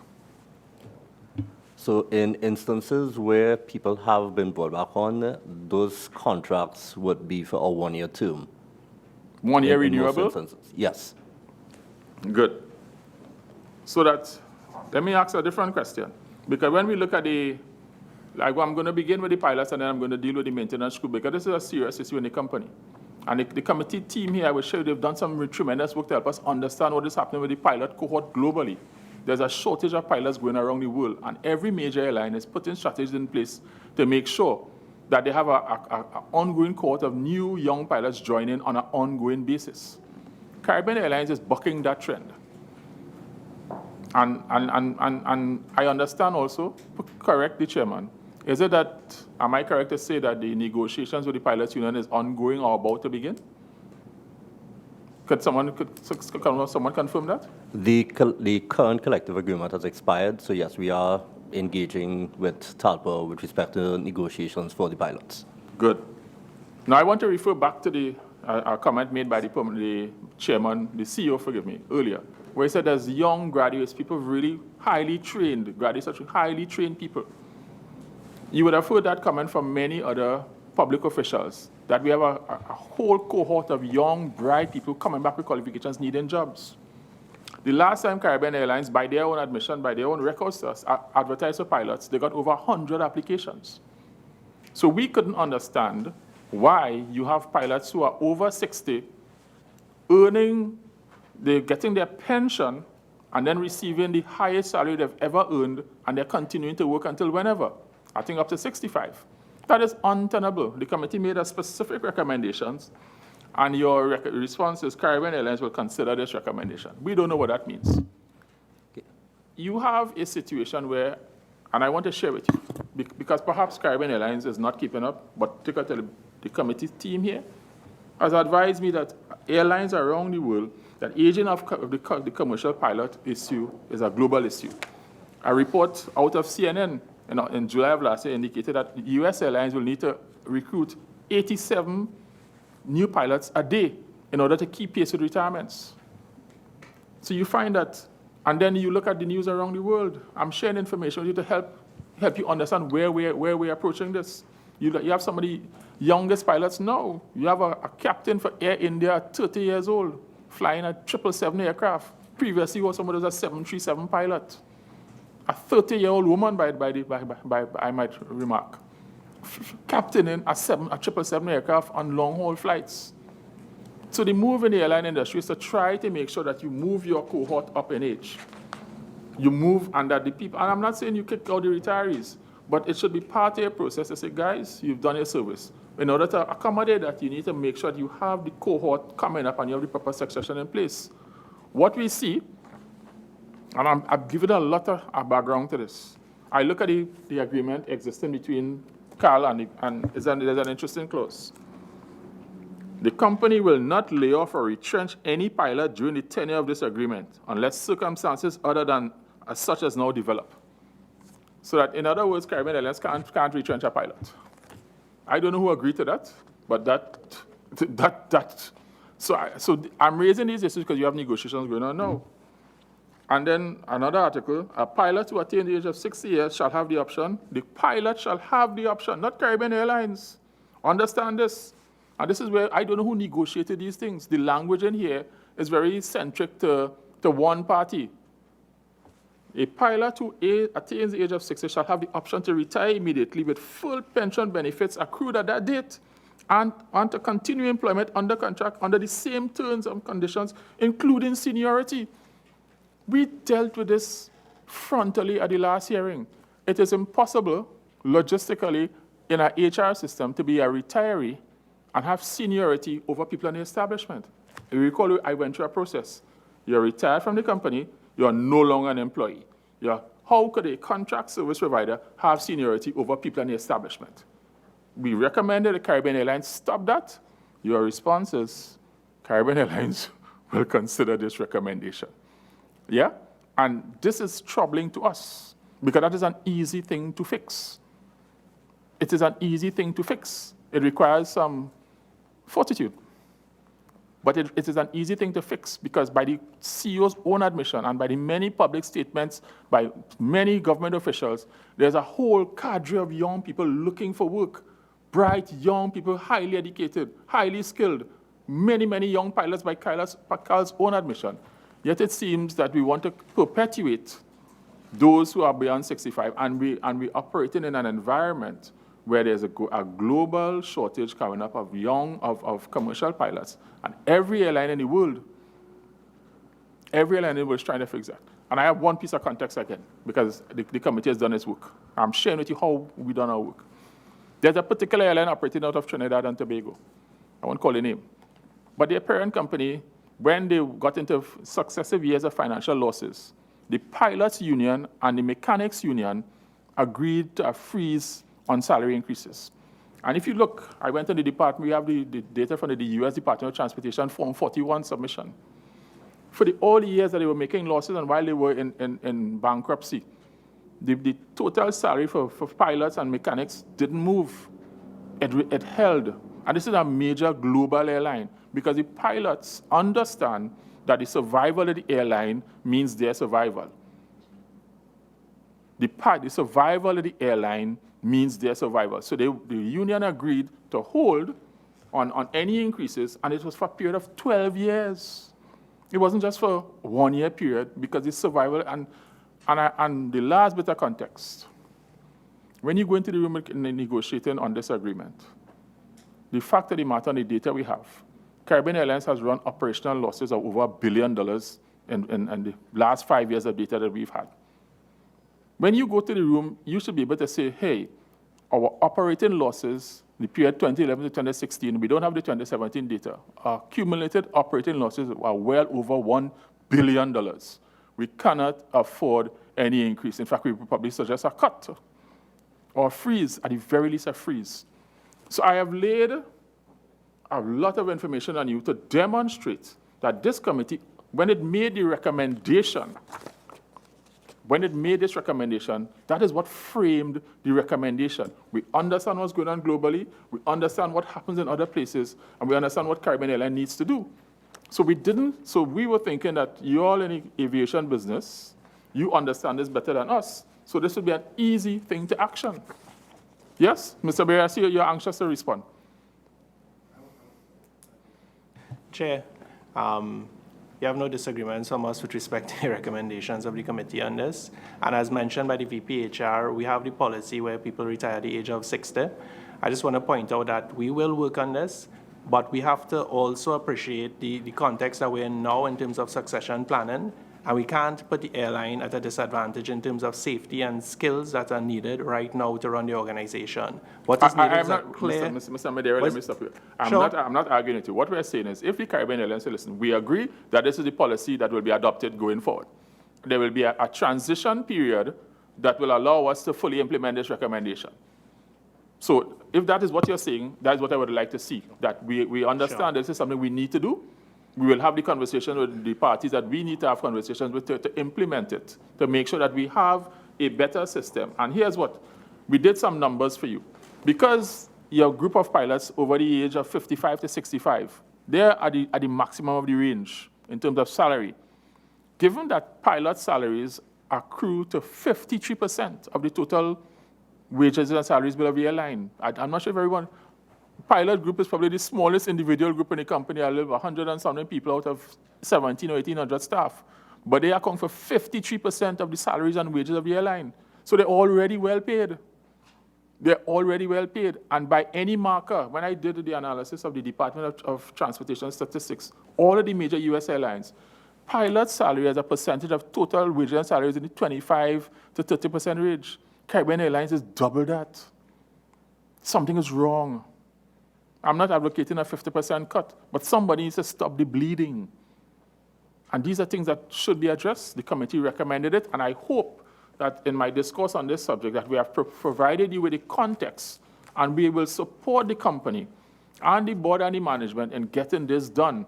Because if you lop off all of the people who are earning on contract over 65, earning the maximum, you'd be surprised that that total wage bill comes down immediately. I have the numbers. Our good support team has the numbers. Okay, you provided it to us. So, Mr. Madeira, that is what I wanted to share with you. And on these recommendations, we look forward to, in terms of how we're going to treat this, because these things, in our view, are critical to in any environment you go and you look at the highest cost and say, hey, we need to treat with that. And it should be easy to treat with it, have the conversation. The frame is simple. We're hemorrhaging money. $1 billion accumulated operation losses in 5 years, something is wrong. And we shouldn't be increasing salary every year, because what? The state has a bottomless pit of money? It doesn't. I want to open the floor back. I think my next request is for Member Karim. Yeah. Thank you very much, Mr. Chairman. The Caribbean Airlines, I noted here that in your comment, and I think it's the CEO that made the comment, that what we miss at CAL is leadership. Did I hear you say that? Well, there may have been, Chairman Member, there may have been that as an element of what we've missed, yes. Yeah, I'm just quoting what you said. I just want to make sure I have the quotation correct. Because if it is that what we miss at CAL is leadership, and if I was sitting in the audience there, not too far from where you are sitting, with people who have been in leadership positions in this airline, I will feel very indifferent to that comment, because the airline has been operating. It may not have been operating as maybe you would have liked to see it operate, but it could be construed as an indictment on those who would have gone before you. And I say that because I want to go to the question. I'm saying this in the context that based on what all of us and the chairman indicated, that we had a concern in terms of the HR issues, in terms of how matters are being conducted. And I would like to hear a comment and response from the Ministry of Finance on this as well.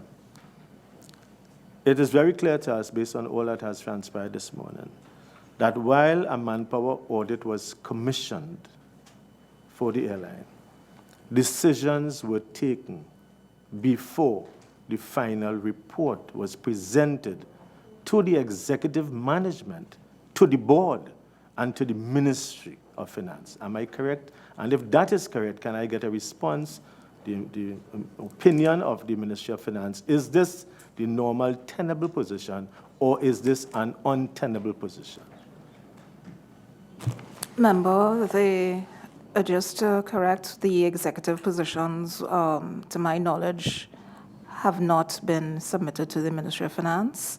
However, we do ask all state and agencies to submit their strategic plans and the relevant policies to inform recruitment.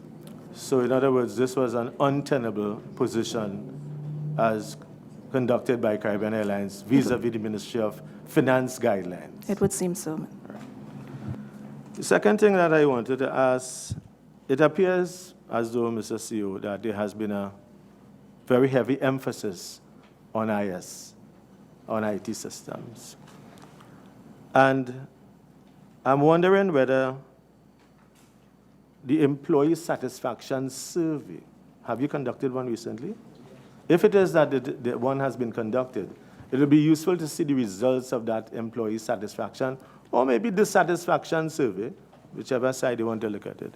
Because it may be interpreted or perceived by some that you have worked with your side into CAL.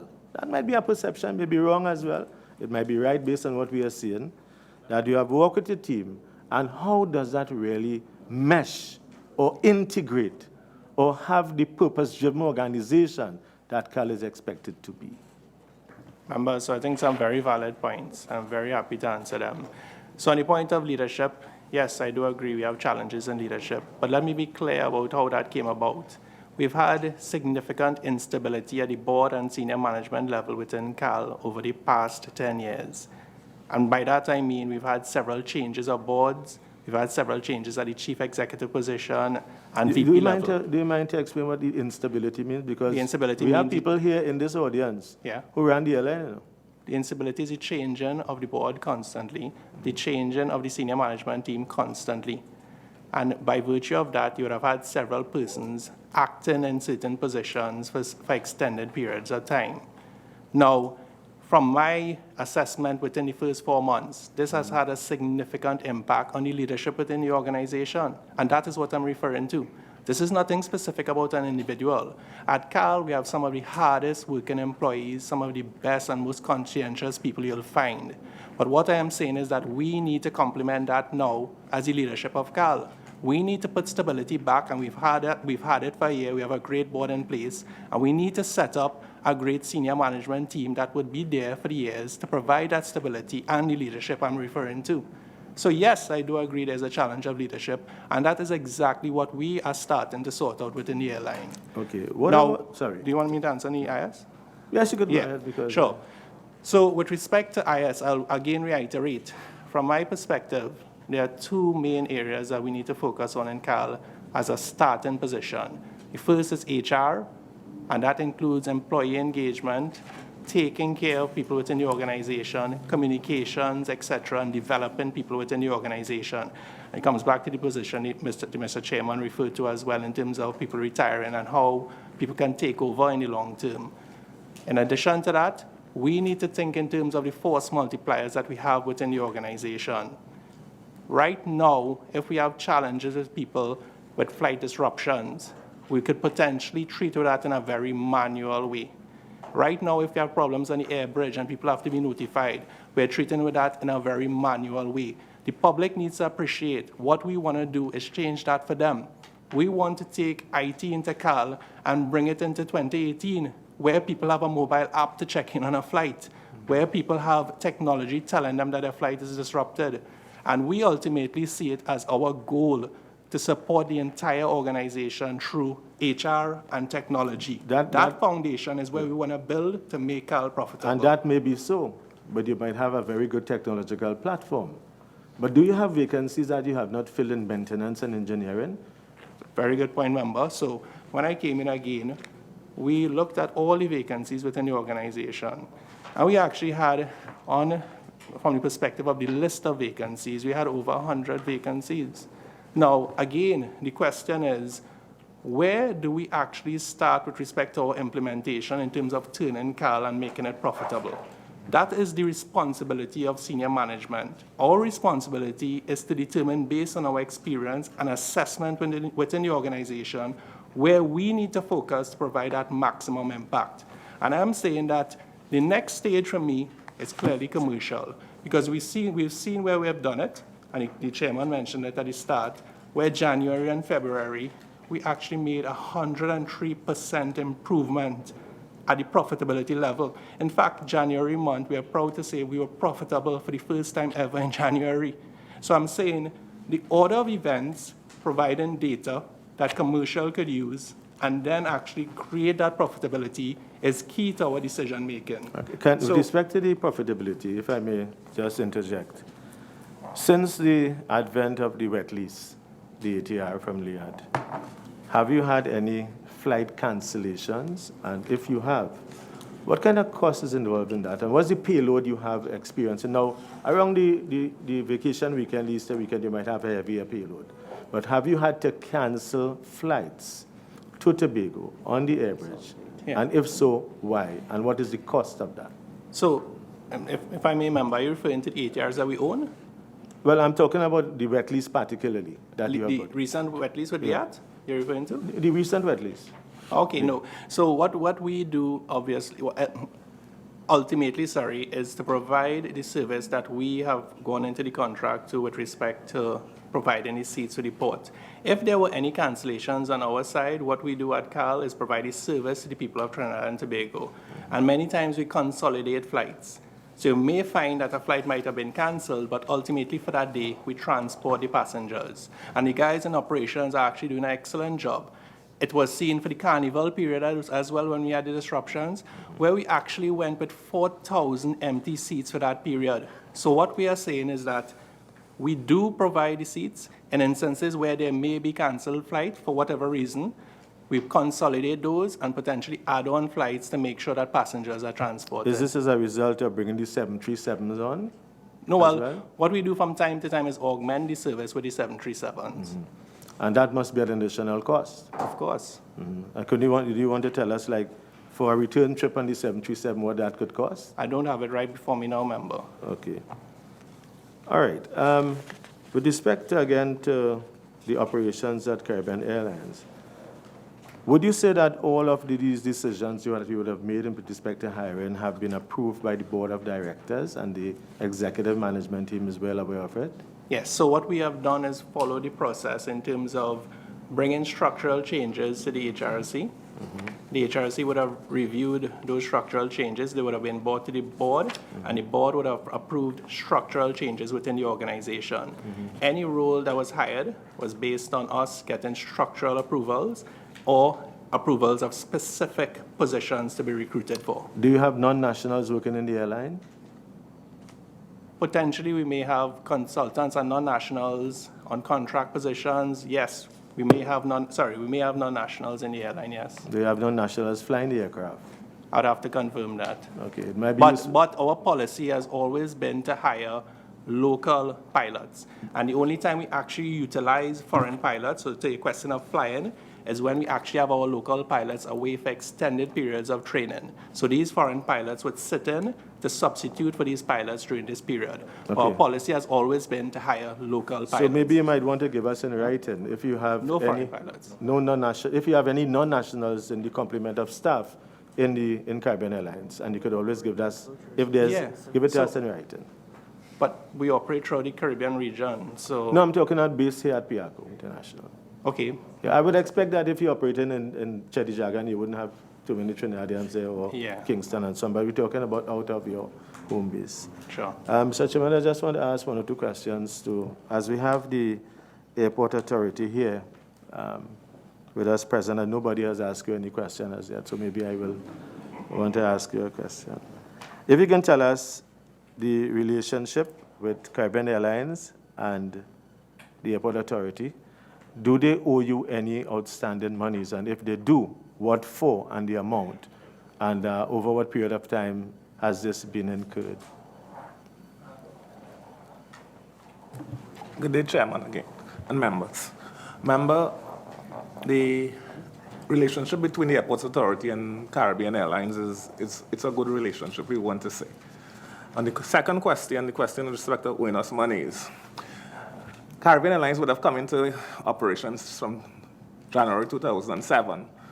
And from that period to the present, there has been a challenge in terms of a particular issue.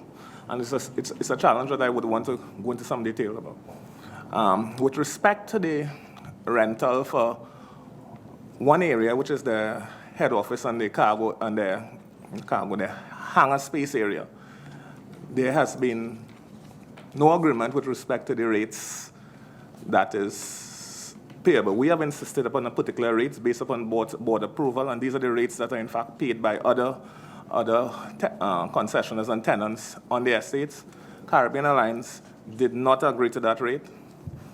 Caribbean Airlines went back to a rate that was charged to BWIA in 1998 of 55 cents US 55 cents per square meter for the entire premises. So what's the amount of money, the accumulated debt as it were? Based upon our records, the accumulated debt is in the region of 192 million, 192 million. Permit me to request that the chairman of the general manager, could you prepare a submission to this committee dealing with that? So that this is new information to the majority of members of this committee, so we'd like a detailed submission from you on that. And I suspect Caribbean Airlines will want to be able if nothing else, the committee is magnanimous. But this is a new issue that we are completely unaware of. So before we digest it, we'd like to get a written submission. This is, again, more troubling news. We hope there's an easy resolution. Member Karim, forgive me. Yeah, just in terms of the expansion of Taxiway Alpha westwards, what's the latest on that with respect to Caribbean Airlines?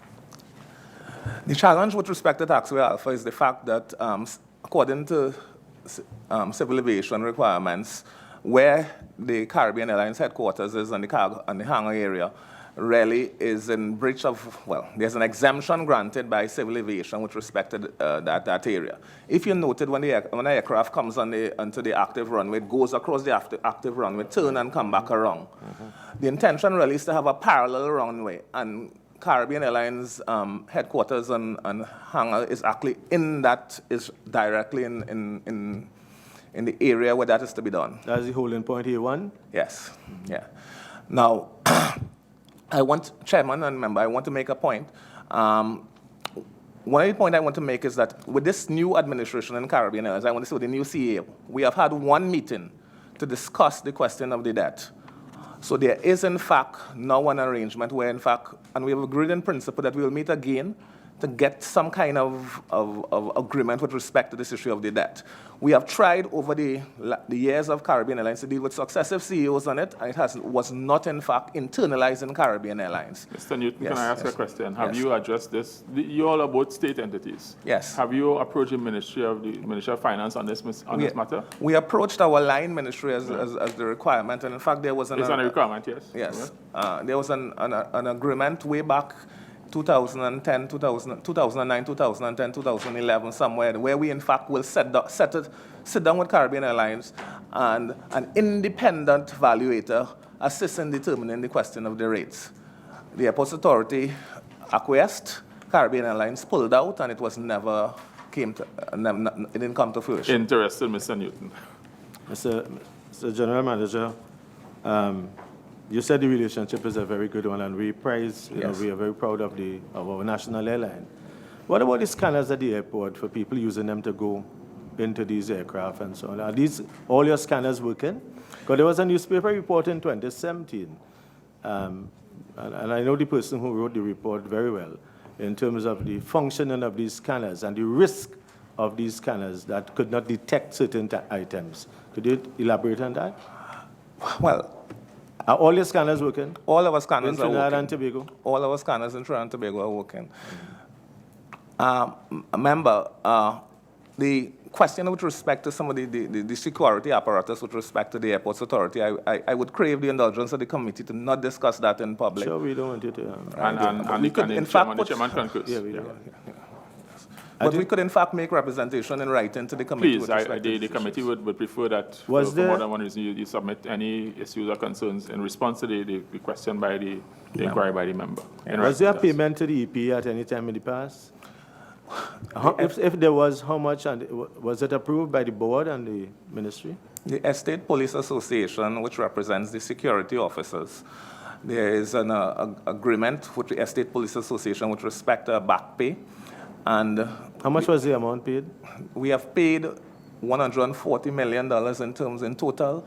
There is a total, a remainder of 60-something million that is due unpayable. And we have met with the EPA, and there is, in fact, concurrence that, in fact, we will pay it based upon the ability and the cash flow of the Airports Authority. What was the last? Do you last? have any vacancies? Forgive me. What was the last payment made? What was the amount? Unbelievable. Last payment made was $20 million. Was this approved by the board? All payments are approved and by the ministry? Board. And, well, the board would have approved the payment. The agreement with respect to settlement would have in fact been brought to the attention of the ministry. Okay.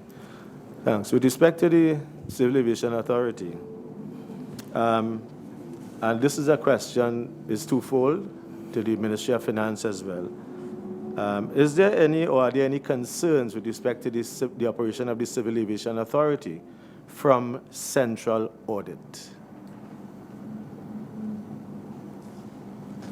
Member, can I ask my Director of Central Audit to respond to your question, please?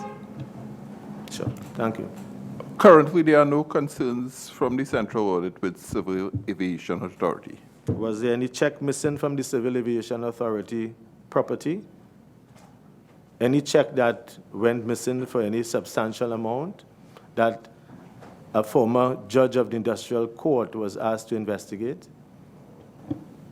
Not to my knowledge. Was there any check or any amounts missing from Civil Aviation Authority to the tune of $700,000 that was found somewhere at a bank or tendered at a bank in Trinidad? Not to my knowledge. So there is no record of any, from central audit, there is no concern about the operation of the Trinidad and Tobago Civil Aviation Authority's financial operations? No. Okay. With respect to the CAA, do you have any concerns with respect to the control tower at Tobago? Are there any structural issues? Mr. Chairman and member, at this point in time, no, we do not have any structural issues with the tower in Tobago. Okay. Are there any concerns with respect to the operation of both airports in Trinidad and in Tobago with respect to, from your point of view? Mr. Chairman and member, no. Okay. Do you have your, in accordance with your Act 2001, are you in compliance with your strategic plan? Do you have an existing plan that is in place? Mr. Speaker, Mr. Chairman and member, yes, we do. We have a strategic plan that was done in accordance with the Act and submitted to the Line Ministry. Okay. With respect to the announcement recently of a $500 million expansion to the A&R Robinson International Airport in Tobago, was there any consultant or any award of any contract for any aerial surveillance, in terms of photography of that area? Mr. Chairman, I'm not sure what the question is because the Civil Aviation Authority. Member Karim, if you're trying to get that point, I want to try to manage time. Okay. So it could be. I just wanted to find out whether you had allowed or permitted, or you had engaged in anybody to do any aerial photography for the possible expansion of the airport on behalf of the, or maybe it is the airport authority. Is it the airport authority? Yes, the Airports Authority would have engaged in a GIS survey in support of the Can you tell us who did you allocate that job to and the cost of it? I can't, often I don't have that information. Could you please provide it to the committee in writing? Thank you very much. I'll come back on that. Senator Henry. Yeah. I just have one question I think it might be really for the civil aviation administration people.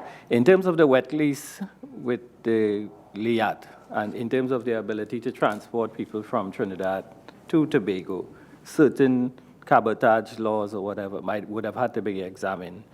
Is there any consideration for amending these laws or making that a permanent arrangement where additional airlines, non-CAL planes, can travel between Trinidad and Tobago to help improve the overall throughput of people traveling from Trinidad and Tobago, to put a long-term solution towards the air bridge problem? Could the civil aviation people address that? Mr. Chairman and member, the answer is twofold. The issue of cabotage does not arise with the current arrangement. The current arrangement is that the aircraft is a wet lease aircraft. It's on the Caribbean Airlines operation specification as a wet lease. That's one. The second issue of cabotage is an issue that has to be dealt with at the level of the ministry and a determination by the government of Trinidad and Tobago with respect to whether or not Trinidad and Tobago will facilitate cabotage. So you're just saying it's strictly a government policy issue, not something beyond your range then?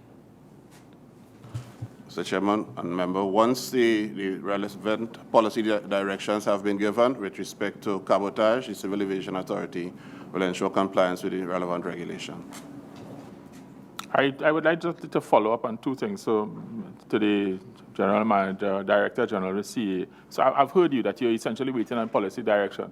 But couldn't it be that in your understanding of what is going on or what has been going on with it, that this is something you could say to the ministry? We are the entity that is responsible for managing this area. And it is our suggestion that based on our analysis, that this may be something that the government should consider. Mr. Chairman, the short answer to that is yes. It is being considered within the sphere of the multilateral services agreement for Caribbean states. So it is an item in there. Yes, because part of the challenge with the air bridge is that the service is not what we would like it to be. And I think that if you give it becomes possible for another entity to decide to fly and charge whatever they want to charge within whatever is allowed. I think people will be surprised that people will go on that service, if not just only for the reliability. I have one other question for you, Mr. The Chairman, the Director General.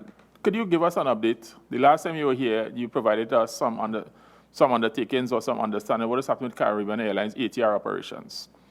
The committee's information is that the ATR, while the challenges, operational challenges, have not all gone away, the issue regarding the fire warnings, that while there's not a mechanical fix, this is our understanding, so I want you to correct me, there's not a mechanical fix for the problem. There's an operational fix where the aircraft has operational requirements about keeping at a certain height and a certain angle in terms of the approach.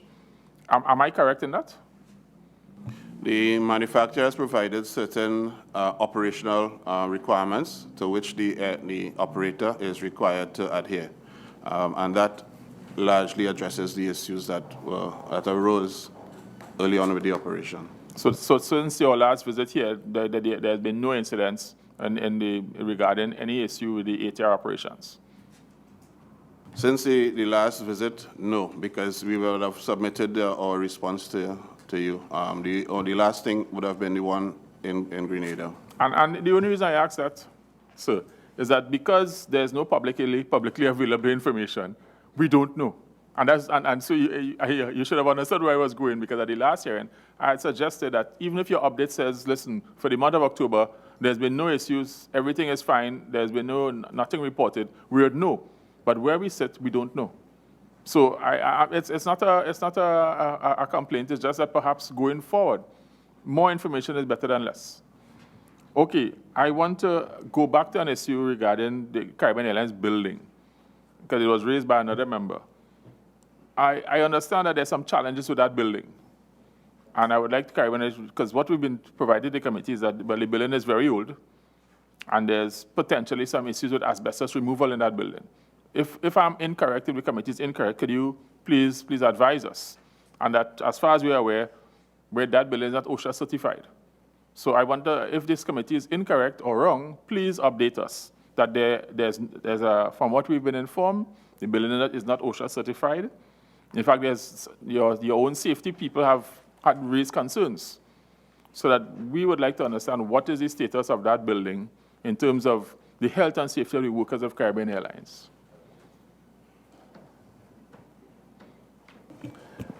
Mr. Chairman, the building at Caribbean Airlines has been something that has been engaging my attention since I've been on the board of Caribbean Airlines. I think almost from the first or second meeting we've raised it. We have sent out members of the relevant departments to identify an alternative location, a suitable alternative location for Caribbean Airlines in an effort to address concerns that we have in relation to the building.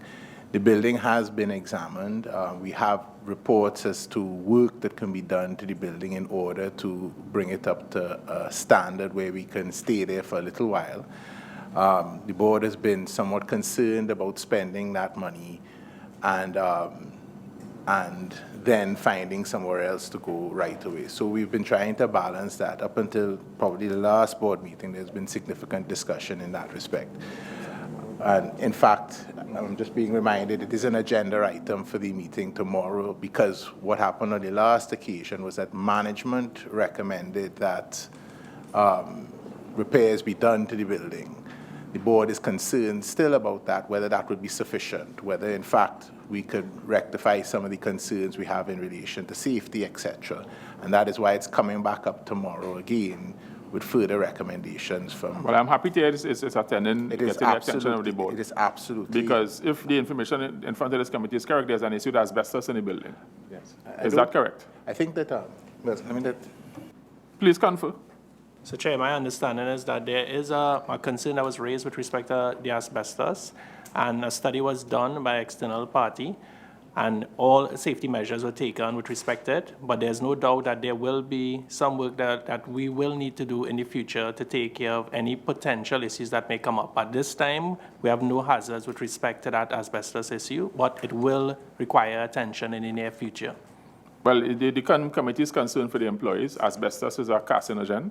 Sure. And that to the extent that there may be asbestos in the building, has the company engaged in any screening or checking of the employees, voluntary or otherwise, to make sure that employees who've been there for some time, that there's no negative effects showing up at this point in time? So the asbestos issue is really on a separated segment where the bulk of employees actually work on a day-to-day basis. And from the studies from our external party, there's no risk at this point in time, but there's a clear need in the future to take action with respect to the asbestos. Well, this committee is heartened that at least this is again engaging the attention of the board, because if the Caribbean Airlines staff didn't understand, the committee is very concerned about their welfare. We want to make sure that everything is good with Caribbean Airlines, but we also want to make sure that the people at Caribbean Airlines are in a good working environment that allows them to be able to do their job. So I now give the floor to MP Leons.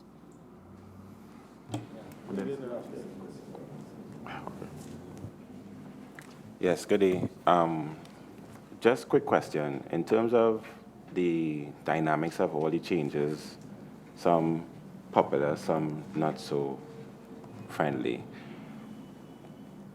Last year you made a submission, Chairman, that you're confident that CAL will resume to at least break even this year.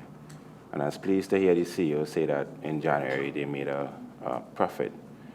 in your view, where is CAL in terms of this, in terms of becoming a profitable or at least break-even entity, and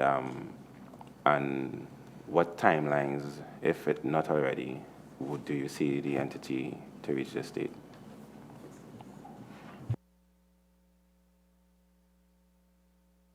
Members, so if I can just recap a bit from my opening statement. It's been approximately a little over 1 year since this board has been installed at Caribbean Airlines.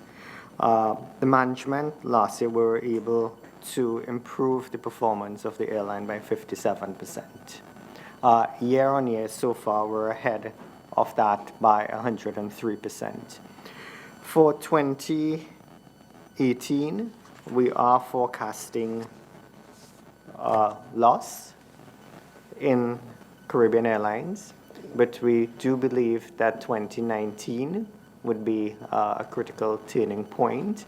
And one needs to take that in the context that this year we do have an additional $10 million fuel bill based on the price of fuel.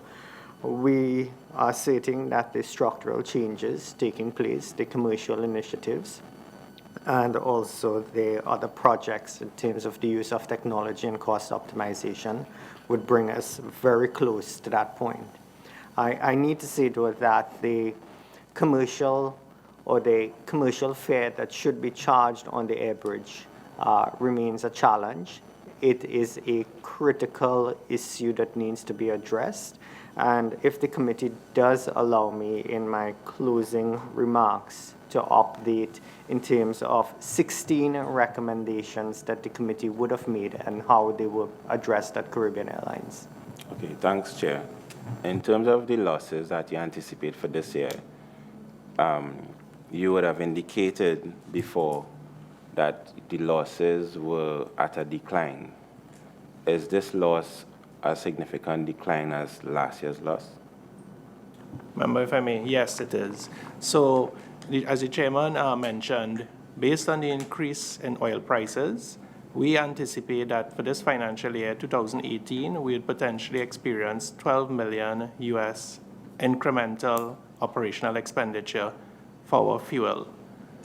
What we are saying is that based on this fuel increase, the trajectory in terms of profitability will be slowed a bit, but we are projecting that we would improve the business year on year by $6 million EBIT to take us to a point where we could bridge the gap and ultimately become break-even in 2019.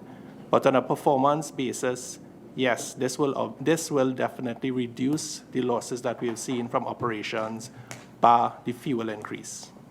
Okay, that's one. Oh, sorry, I just follow up on that. Chairman, with your permission, just a quick cost item. Could you tell us what is your, because you have the CFO here, can you tell us what is CAL's monthly wage bill and what is your monthly overtime bill?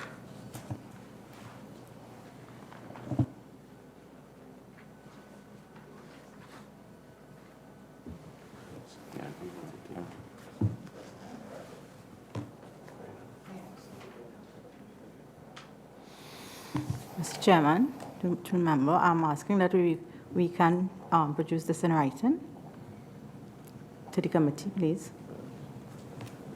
You're not in a position to give us an idea, like even, you have your number of employees. I'm sure that as the Chief Financial Officer, you'd be able to give us a reasonable number as to what. Just tell us what the ballpark figure is and what is the overtime figure per month. Overtime might be difficult, but at least the wage bill. Overtime, you can also say that on the basis of what happened as a historical situation. For the past 3 months, what's your overtime bill? And what's your wages bill for the past 3 months? Wait. We can produce the overtime in writing. Okay. Monthly, which should be about 5 million. Okay, so monthly is 12 million. 5 million. For Approximately 12 million per month for your wages. 5 million. 5 million, sorry, 5 million per month. You got an idea of that, or in addition to that, how much on the average may be your overtime?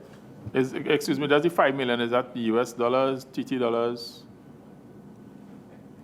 The 5 million. The number you refer to, that you just... Yes. US, okay, good. Thank you. $5 million US per month for your wages bill. Yeah. And could you give us an idea in US as well, how much is your overtime bill? Because you see it impacts upon That we will have to produce in writing, sir. Can you remember, for example, what it may have been from any month between January to February or December or any month at all? Can't recall readily, but we will have to produce it in writing. Before you move on, MP Lias, so let me be correct. I want to addressing the CFO. Based on information presented to this committee, Karen indicated that the average monthly salary for a pilot is about 65,000 TT a month. That's the data you presented to us, and that the average monthly salary for executives is about $66,000 a month, based on the information you supplied to us. I'm sharing this with you because when the committee did a comparison for pilot salaries, and we looked at some comparable airlines operating out of Trinidad and Tobago from the Department of the US, and when you look at what the salaries for pilots are, the average salary, not the highest, the average, it's almost the same as a couple of the competitors here. So that the ballpark Caribbean Airlines, for a tiny airline with 17 aircraft, is paying in the same region as large airlines who have hundreds of planes. That something is wrong with that. But here's the difficulty. While that is on par, the average salary for flight attendants is 1/4 of almost all the other airlines that we looked at. So that the flight attendants' salary seems to require some adjustment, given based on the data you supplied to us in terms of what the average salary. I'm not going to call it because I don't want to embarrass the flight attendants. I don't want to embarrass them. But when we look at what other airlines like JetBlue, Spirit, and other small US airlines provide, it's 3 to 4 times what Caribbean Airlines' average salary is. So that I am sharing that with the committee and the members of the public that, yes, the member is correct. You have an issue with salaries and overtime, and perhaps there needs to be a rebalancing of this. There needs to be some rebalancing, because when this committee, and I commend the Parliament team here for doing the analysis for us, to help us understand, it's not just Caribbean Airlines standing alone and this is a number. This is how this number applies or looks compared to others. So comparing Caribbean Airlines with JetBlue is unfair, because it's a completely different airline. They compete on some routes. But when the salaries for pilots average are very close, it's a little more for JetBlue, but it's very, very close. It suggests that, okay, we're probably even overpaying. We shouldn't be that close. Because if I go down to regional airlines, US, like Mesa and other airlines who run regional operations, or even the other competitor, Copa Airlines, who, interestingly, if you try to understand the average age of a captain at Copa Airlines, you'll be shocked. It's certainly below 35. A captain. But that is part of the information the committee will share with you. So I thank the member for allowing me to interject to put this information on the record, so that when Caribbean Airlines is looking at our recommendations, we did not come to these recommendations lightly.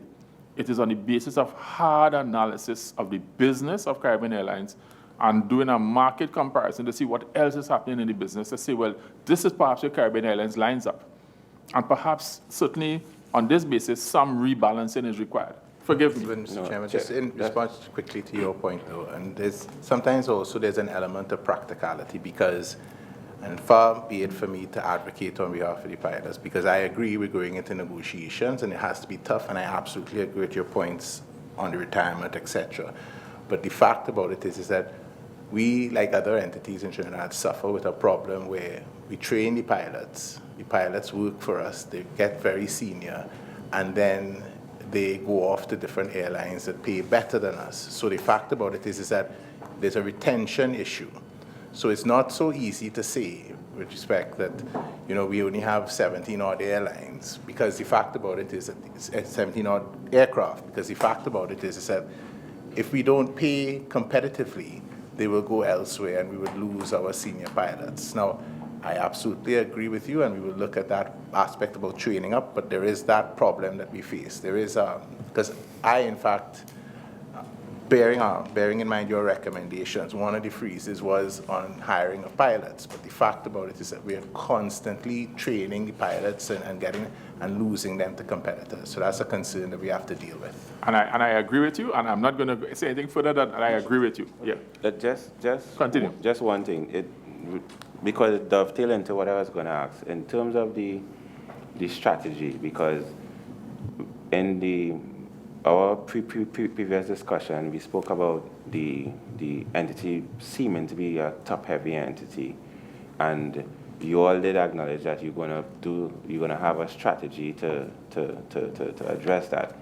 What is the strategy, for example? So, like for flight attendants, is there any consideration of changing their packages, and how soon is this strategy going to be implemented so that the staff feels a part of what is being shared among? Remember, we do have an intention to look at the entire workforce to understand where people fit in terms of their compensation levels. And now that we have a VPHR on board, we will be taking that as an exercise to look at the leveling across the organization. But this has to be done within the context of the environment that we operate in. But it's absolutely something that we're committed to look at to see where employees should fall within their respective bands. Is this going to be part of the manpower audit? Yes, so the manpower audit, which we expect to get at the end of this month, will help us understand the manpower requirements. It may help us somewhat with respect to this, but this is an exercise we would potentially need to get further advice and information on to understand what we should be looking at with respect to compensation across the board in CAL. Chair, can I ask through you, if with the manpower audit, can you provide the committee with ideal recommendations based on the operation of CAL as opposed to what the packages should be? Because we may, as the chairman would say, we may be overpaying and we may be underpaying in certain areas. With this manpower audit, if we can get that. So remember, the manpower audit will specifically talk to the numbers and the people that would actually be needed in specific areas. And I'm saying that we'll use that somewhat, but we would need to commission a separate study to understand exactly another compensation survey to understand exactly where our levels fit. Because this would, I'm assuming, would greatly impact on your profitability. Of course. It would impact on the employee morale. Of course. And the way how everybody operates in CAL. Yes, of course. So if we can get some like that, some commitment to the committee in terms of a delivery of that, in terms of not just the manpower audit findings, but in the recommendations as to the remuneration structure that would fit based on the operation of CAL. Sure. Quick follow-up. To you, Mr. Chairman, quick follow-up. We have a report here, response dated September 2017, where we spoke to the manpower audit in terms of some positions of persons who may not be suitably qualified for positions. And our recommendation was to have this rectified in 6 months. Your response was, you'll be guided by the findings and recommendations of this said manpower audit. What has been the cause of delay in getting this manpower audit done? Because this recommendation, which was clearly stated that will be responded to based on the manpower audit, was 6 months ago. So can you tell us what has been the delay in getting this manpower audit done? Member, I think there's probably a lack of information, and I was not afforded the opportunity to fully update the committee on 16 recommendations that they made at the previous hearing. If I'm allowed to, again, we would address that, but I want to assure the committee that we are in possession of a draft manpower audit report from PwC, both dated January and updated in March. And therefore, the perception that the committee is operating, that we're in a vacuum, I think it's somewhat misguided. The recommendations of PwC, and if I can just quickly quote some critical elements. I don't want you to quote. Could you supply to this committee, supply a copy of the draft? That would help us to save time, because the committee would like to study the document.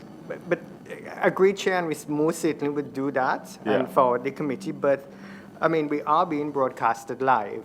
And No, therefore, I'm not disagreeing with you. What I'm saying is, is, responsibility to correct the record or the perception. I will allow you the opportunity to correct the record. What you're saying is that we have taken a position based on information we've been provided, and that information is not complete. Is that correct? That is correct. Right, good. And so we're aligned. We're aligned that we have taken asking questions on the basis of what we actually have in front of us. What we are saying is that you have additional information in front of you that justifies some of the things that you're doing, and that is fine. But there's no disagreement, Mr. Chairman. So there's no disagreement. Unfortunately, comments coming from the floor did not entirely reflect that. It's because we are now hearing that you have the document. We did not know prior, so we could only work with what we had, and that's all. It's not a complaint. It's just a statement of fact. And I'd always say, now that we are aware there's a draft that's been updated on more than one occasion, supply it to us so that when you are referring to it, we could be informed. Because as it is now, you would have the advantage on us. You would have the document, you would have looked at it, and we are now hearing for the first time. And that is not how this process should work. That's all we're saying. I have a couple more requests from the floor, but I want to go back to the beginning of this hearing. There was a recommendation, two recommendations of this committee. If I go to page 2, item 2.212 and 2.213.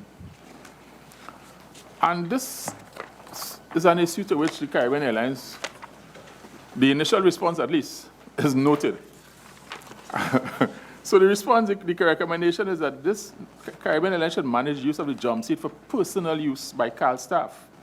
And that people who are using the jump seat for personal trips should pay all the relevant taxes for personal jump seat trips. This has nothing to do with people being moved around on the jump seat for operational purposes.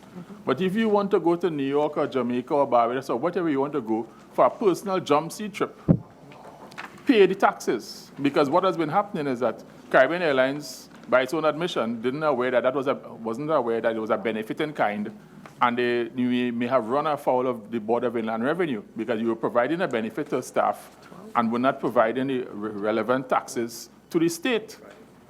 So that the committee recommended that where persons are using jump seat seats for personal use, whatever the taxes are applied, they should pay. Caribbean Airlines response is noted. So we struggle with that because we couldn't understand. And again, perhaps for the benefit of Mr. Madeira, the data presented to us demonstrated that there was abuse of this privilege. There was abuse. There was one instance of one particular traveler who made 100 personal jump seat flights in 1 year. We were trying to figure out when this person was working. And then this is where the classic case of Peter paying for Paul. If you one person who's earning very well wants to fly 100 individual flights in 1 year, and the company, and by extension the taxpayers, are paying the taxes for that, that is wrong. I thought we had that clear understanding in the last session that is wrong. No one says if someone is making 4 or 5 trips a year, that perhaps we could turn a blind eye. But you send us a schedule. Some guys are making 60, some guys are making 55. That's a lot of personal flights. That's a lot. I can't see a pilot at American Airlines making 100 jump seat flights a year. I don't see it as being possible. So that the committee recommended that if you want to ride Caribbean Airlines jump seat as 100 times a year, at the very least, pay the taxes that apply. We didn't think that was an unreasonable recommendation, but your response to that recommendation is one word: noted. So the committee is flummoxed.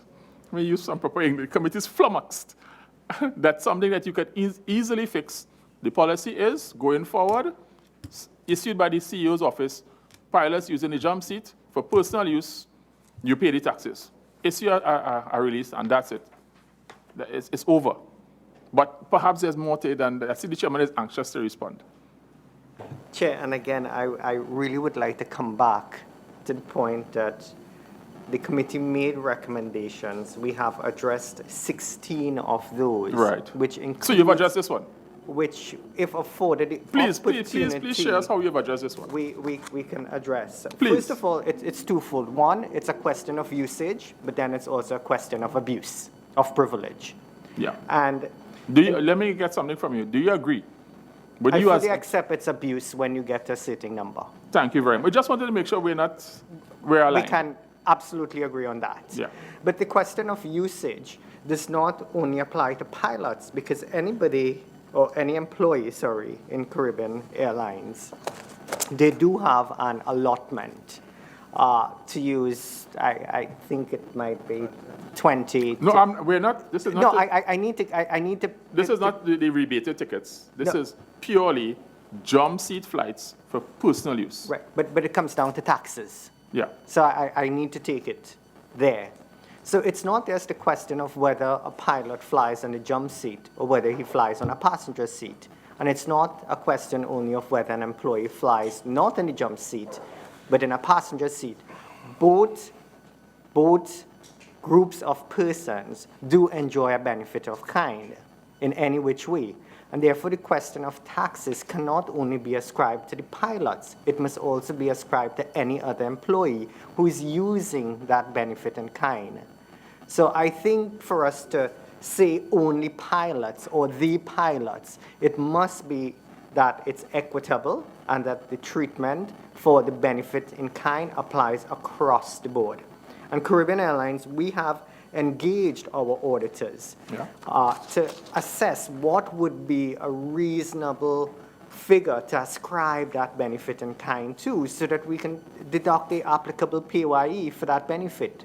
So we are addressing it, but we should not take it in the context of an isolated position of only the pilots. It must be everyone across the board. In terms of abuse, I certainly agree that that matter is being addressed, and it would also form part of the renegotiated collective agreement. And I hope that when you go into the room for those negotiations, you will say that the Joint Select Committee on State Enterprises has cajoled and suggested to the committee, to the entity, that this is something we need to treat with. And while we may discuss it, this is something that has been abused. Let's make no mistake. The chairman has admitted that this company is aware. There have been officers of the company who have abused a privilege, and it is time for the company to put some controls, and we are very happy to hear, Mr. Chairman, that it is being addressed. And you're addressing it in a holistic way. Rather than looking at a particular group, you're addressing it in a holistic manner. So we look forward to the update on that, because that is what we were expecting to hear. Certainly not noted. Okay, I will now open and the it's floor. also 16 other matters that we have addressed. Wonderful. And which we really would like to share with the public and also the committee, so that there's no perception that we have ignored all of the recommendations of the committee. No, and all I'm saying to you again, to be clear, when we received this is what it is. The document you're referring to came to us. I got it in my inbox after 9 on Friday night. So there was no time to properly prepare. I have it. I have looked at it, and I agree. But the other members don't have the luxury of the time that I have to spend all weekend reading through this document. So we prepared on the basis of this. And that's all I'm saying. I'm not disagreeing that you submitted subsequent to this. But when we were planning this hearing, it was based on this. And that's all we're saying. Yeah? So that I understand from you, and you've repeated it, and I will agree that you have treated with all of the recommendations. But when your first response came, perhaps your first response needed a second look.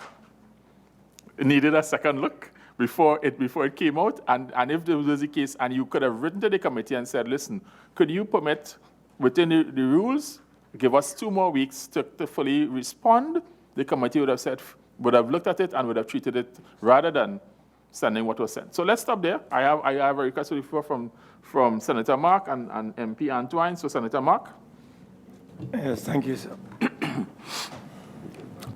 Mr. Chairman, I would like to ask maybe the CEO here, given the nature of the aviation industry, which is a regulatory industry, coming under IATA and the FAA. Could you share with this committee whether the appropriate security background checks would have been executed on these newly recruited personnel to CAL? And if you did, could you share with us the document? Mr. CEO, or whoever would like to. Through you, Mr. Chairman. Regular security checks are done by a security department on all new employees, and those are often ongoing. So the new employees would have gone through a background check and would have had security checks done on them. For clarification, though, not all of our employees are required to access security areas that require that kind of security background, but all of our employees do go through security checks with our security department. Yeah, could you put that in writing for the secretary? So we'll have that. The other thing, I have a couple of small areas I'd like to get clarified. The employee survey. We had an interview here with Caribbean Airlines recently, and we were told by, I think it was Hyacinth Guy, who was an HR person, that there were two issues that were confronting the employees at that time. The issue of trust, the absence of transparency, and they were concerned about their dissatisfaction with their salaries. We are being told today, unless there's a new employee survey that we will ask you to supply to us from the CEO, that based on your analysis of the employee survey, the two issues that stood out was HR and IT.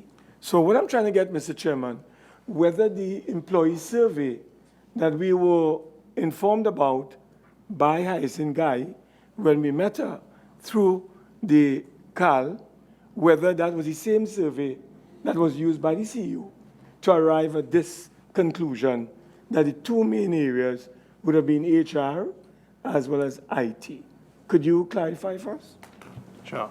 So I was privy to the last employee opinion survey, and that survey dealt with the HR issues, as you mentioned. The key issues that faced, according to the survey, that faced employees related to leadership, HR policies, communication, and then compensation. And those would have been the main areas that came out from the employee opinion survey. And to be clear, I'm stating it for the record, multiple sources of information, including customer experience inputs into the business, would have been used to determine, among other things, that we also need to focus on technology. But the actual employee opinion survey didn't specifically talk to technology. That would have been gathered from information outside of that employee opinion survey. You talked about crafting a plan to deal with some of the main driving forces. You want to share with us a copy of that plan that you crafted that would have led you down that particular path in terms of the key issues that you had to address? We could absolutely. You said that you crafted a plan. Remember, we could absolutely share with you the preliminary plans that we're working on. And just to let you know, those are the plans that we're using as the basis for our strategic plan 2018-2021. Mr. Chairman, could you remind me if we got a copy of the employee survey? Do we have a copy of the employee survey? Or I don't recall. Can we ask the CEO to provide this committee? Certainly, through the chairman, that request will be coming. The other area I wanted to get clarified, Mr. CEO, is this. Do we have a business corporate plan for the cargo section of the operations? And if you do, can you provide a copy of this plan for this committee? Sure. Since this new general manager came on board, he cannot operate by guess. He has to have a plan, a roadmap. Has he been able to formulate a roadmap for that particular section of your operations? Member, I fully agree. We need a full roadmap for the cargo operations. And what we didn't have before was that roadmap.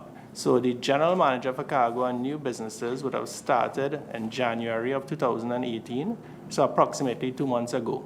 So right now, we're in the midst of actually crafting that plan. But to be clear, what we would like to understand are the external conditions, the competitive situation, and of course, we would like to gather feedback from experienced employees in functional areas to inform that plan. So we are in the process of working that plan, and that will also contribute to the final document that will form the basis of the strategic plan for CAL. Yeah, but tell me, how long will it take this newly recruited manager to complete this plan for that segment of the operation, which is very critical in terms of revenue generation? Absolutely. So remember, 2 things are in question here. We're talking about a plan for the sustainability of the cargo division, and we're also talking about the short-term actions that we need to take as managers and good stewards of this company. So I'd like to inform the committee again that for the period from the start of this year till present, we have improved profitability in cargo. No, I'm not asking you all those things. Okay. What I'm asking specifically, could you tell this committee when will we be able to have a copy of a corporate business plan for the cargo segment of the operations of CAL? That is what I would like. Sure. So short-term aside, we are looking at the strategic plan being completed by the end of June. By the end of June, right? Yes. And what about that dovetailing corporate plan for the segment of that operation? That plan will be determined by the end of June. So by the end of June? Yes. All right. The other thing I wanted to get through the chairman, you mentioned that there was a lot of transparency in the recruitment of personnel. But when I went through the list of 11 persons who were recruited, I saw only one advertisement in one newspaper. The rest were online. Would you agree with me that because of the nature of these positions and the critical importance of them, and given the salaries that have been attached, do you think that 1 week, and in some instances, it included Saturday and Sunday, because I've looked through these things. I've seen where they went out on a Thursday, and then Saturday and Sunday would have been parked. So really it's about 5 days citizens would have been given. And that was online, on Caribbean online arrangement. Do you think that's a fair approach? And do you think that does justice to transparency if you only have, out of 11 positions, only 1 being advertised in the newspapers and the other 10 online? And not only that, only 1 week given. So, Mr. Chairman, people get the impression as if this was a prearranged plan or something seemed amiss.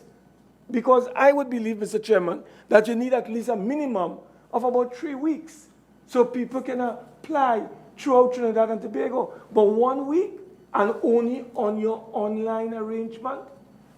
Could you explain to us? Okay, through you, Mr. Chairman.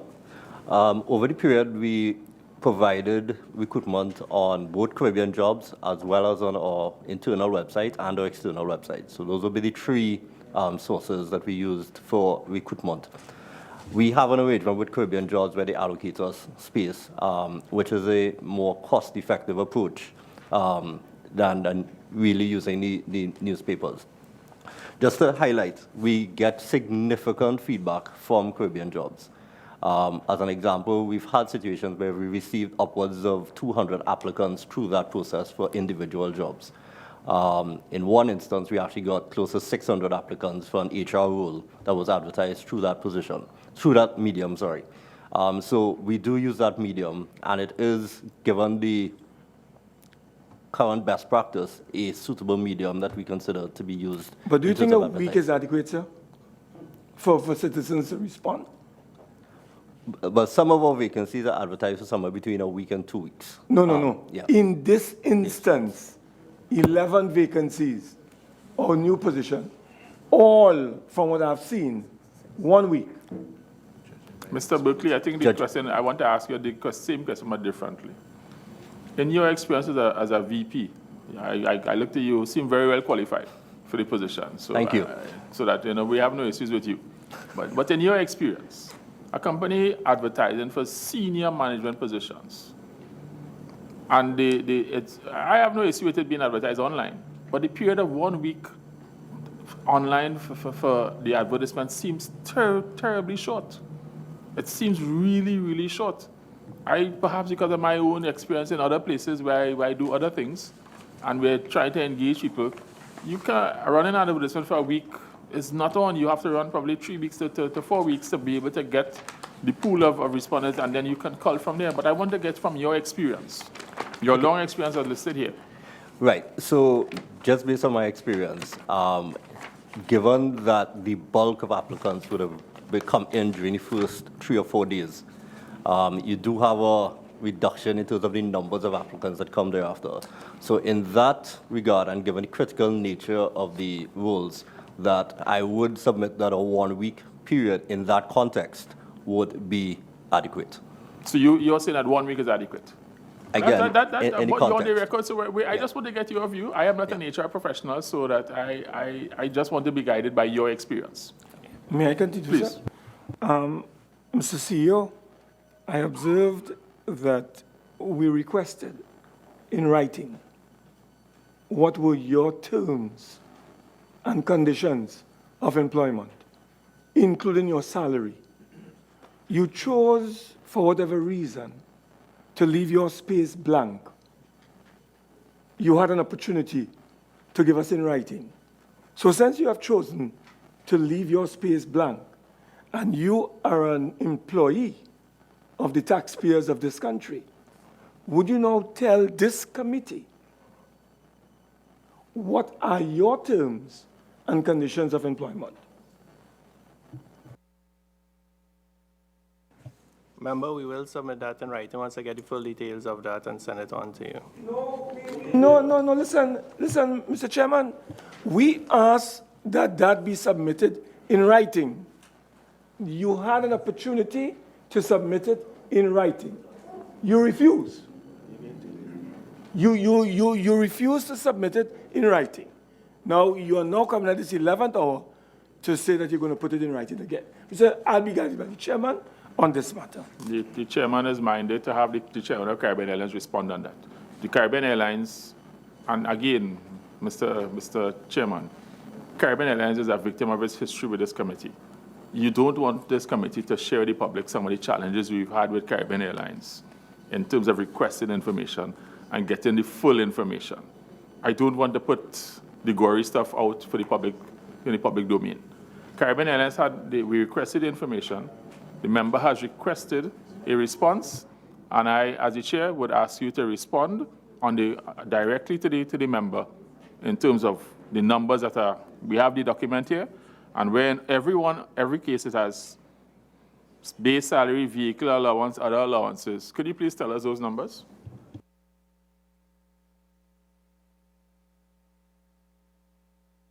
Chair, just permit me a second to retrieve the submission.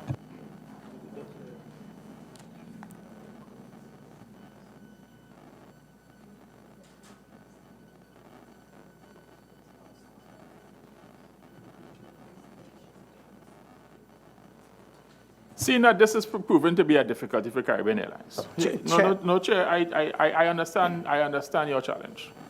I understand your challenge. And all it demonstrates again, from where this committee acts, committee is a polite set of people here. We made a request. Caribbean Airlines chose not to respond. The sheet is blank. You've now asked to submit it in writing. As the chair, the chair is not unreasonable. I am in managing these proceedings. We will accept your submission in writing. Okay? We will accept your submission in writing, but we want to say that this is not the first time that we have requested information from Caribbean Airlines. And when we look at the document, the information requested is not there. It is not the first time, it is not the second time, it is not the third time. I don't want to put history in the public domain. So I'm going to leave it there with Member Mark. The chairman has ruled on this. Please submit it in writing.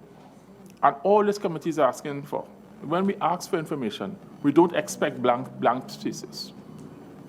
We don't expect blank spaces. So that whether it was an error, we accept that. But Chair, Chair, I really need to clarify this because, again, there may be a perception, and it's critical that we address these, not just in writing. The question asked of us is subject to interpretation, and we interpret the question since the hire of the CEO, and it did not ask specifically for the CEO, that the question was structured in such a way that after he was recruited. Mr. Chairman, I am not going to respond. We are fine. I am hearing you. We would be happy to provide the information in writing, but it was not deliberately has given you the opportunity to submit it in writing. We would like to move on. May I go on? Please. Mr. Chairman, Mr. Chairman of CAL, right? There's a very important position that is essential for the success of this enterprise called CAL. It is called the Chief Commercial Office or Officer. I read some disturbing news in one of the newspapers where he was literally forced out of office. I'm telling you what I learned. No, not you. You are not responsible. What I would like to clarify is the following, Mr. Chairman, through you. Were interviews conducted by Caribbean Airlines for this position in December? And if you answer in the affirmative, could you share with this committee whether one Mr. Sean Kwang Singh, who was then the acting chief commercial officer, was interviewed? And if he was he shortlisted? And if he was, why was not he given the post if he came first or second? I have no information. What I do have is that he was in the first three. The first man got another job elsewhere. And the second man on the list was the job called Sean. Yet still, from my information, he was not given a job, Mr. Chairman. And that he was forced, as a result, to tender. Now, this is a gentleman, I understand, has 34 years of airline experience. And he's very critical for the success of this organization called CAL. I would like, through the chairman, to find out from you, Mr. Chairman, whether you are aware of this development and whether, for instance, you are concerned that an employee of 34 years of aviation experience in that company, which was before that BWIA, could just leave the organization. And could you share with us why this happened? I would like to interject here, and I would like for the company. This is an issue that is new to the ears of the members of the committee, and I would like to request that the committee respond to Senator Mark in writing to this committee on that issue, and provide us. I don't want you to respond now, please. I'd like you to respond in writing on that issue, because what we try to stay away from this committee is naming names and personalizing anything. So if there's an issue as raised by Senator Mark regarding this particular employee or former employee, I would like you to submit something to us in writing so that we could look at the issue. Because the idea with what we're trying to do here, this is not a personal gain or attack on anyone. We just want to try to understand that procedures were followed. And that's all. If you're done, Senator Mark, I have one more question, sir. Last one. Last one, sir. I just want to ask again to the CEO or to the chairman.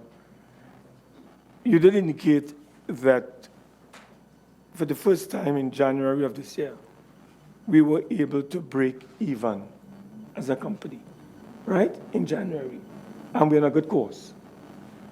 Could you provide to this committee in writing what were some of the factors that would have been responsible for this break-even position of the airline, and whether, put in writing in detail what were some of the factors and which elements within your operation you would suggest would have been critical in driving this bottom line that has now been described as break-even in the month of January and February. Again, Mr. Chairman, in writing. Thank you very much. I have one last question and I will allow the chairman. The chairman will get the opportunity to deal with the 16 recommendations. I have carved out time for you, Chairman. I have not forgotten you. I have one last question from MP, Brigadier Retired. Yes. Good day to everyone once again. I want to know what is CAL's policy on members of management performing dual roles as pilots. How many members of management are also flying aircraft as pilots? How are they compensated? Are they members of the regular staff as pilots? Are they contract workers? And when they are flying, who is performing their role, their managerial roles? And the chairman pointed out when we were speaking about the taxation with the jump seat, that it should go across the board. Are there other members of staff who are also carrying out duties as pilots? And in their absence, who perform the duties of these people? So remember, we do at this time have a challenge in terms of the number of vacant pilot positions we have open, and that puts a strain on the operations and our ability to maintain the scheduled flights that we have at CAL. So we do have instances when a couple of members of senior management are in fact called upon to fly, and that is something that we're addressing now by the recruitment of 6 pilots specifically in Trinidad and Tobago. So we hope in short order to fix that issue so that we actually have management dedicated to the activities of management throughout the time. Now, we do have several executive manager positions that support some of these persons. So in those instances, and as I mentioned, based on the short-term approach, we would work with those executive managers to manage the operations of those said areas and effectively continue the operations of Caribbean Airlines. How are they compensated? Are they compensated in a managerial position, or are they compensated as a pilot? The substantive position, member, but I would also have to go back and investigate because those salaries would have been determined prior, but as I understand it, it's their substantive position. Some people in this country can get one job, some people have 2. I understand the operational requirements, but something seems amiss with that. And I'm happy to hear that the company is recognizing that that's a challenge. If you have somebody at a senior management position, but he's also a pilot, and then he's needed to fly to Toronto today, he's gone for 2 days. So who does his job?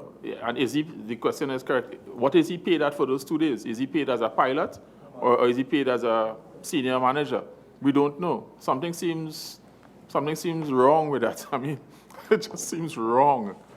And I understand the operational realities, and the operational realities have to do with how you manage your pilot cohort.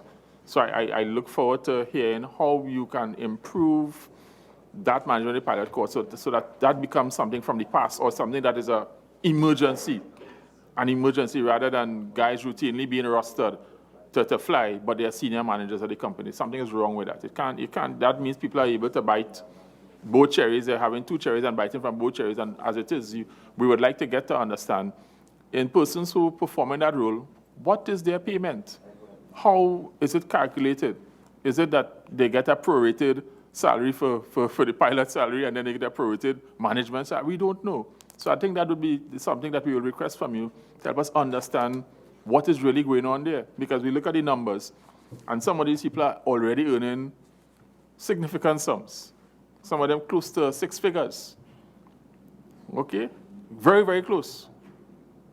So that if that person is performing 2 jobs, I am hoping you have vacancies. I may need to apply. Because something, it just seems wrong. So, I have Member Karim who has indicated one question. Member Karim, I have allotted 10 to 15 minutes to the chairman of Caribbean Airlines to be able to make his presentation to us on this. So could you please? All right, I'll stay on the question of jobs because I was going to maintenance, but since you only allowed me to ask one. Please.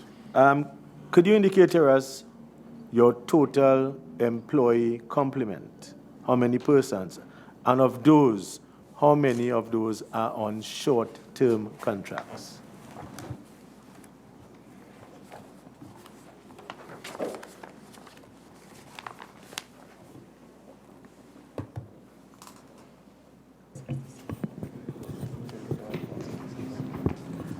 Okay, the current complement of staff is 1,666, around there. I do not have the breakdown in terms of who are on fixed short-term contracts and who are not. But you that's can our supply total that to us in complement, writing. and we can supply that in writing. Thank you very much. Mr. Chairman, you wanted to put on a record, and I have carved out time in the schedule for you to put on a record the fact that the company has been compliant. This is my understanding in terms of treating the recommendations, and you wanted to go into some responses on this. Please, you have our attention. Thank you kindly, Chairman. But before I go into that, I really would like to address, Senator Marcus is not in the room, but I will proceed. The matter in relation to Sean Kongsing. I would prefer, Mr. Chairman, Mr. Guy, work with me.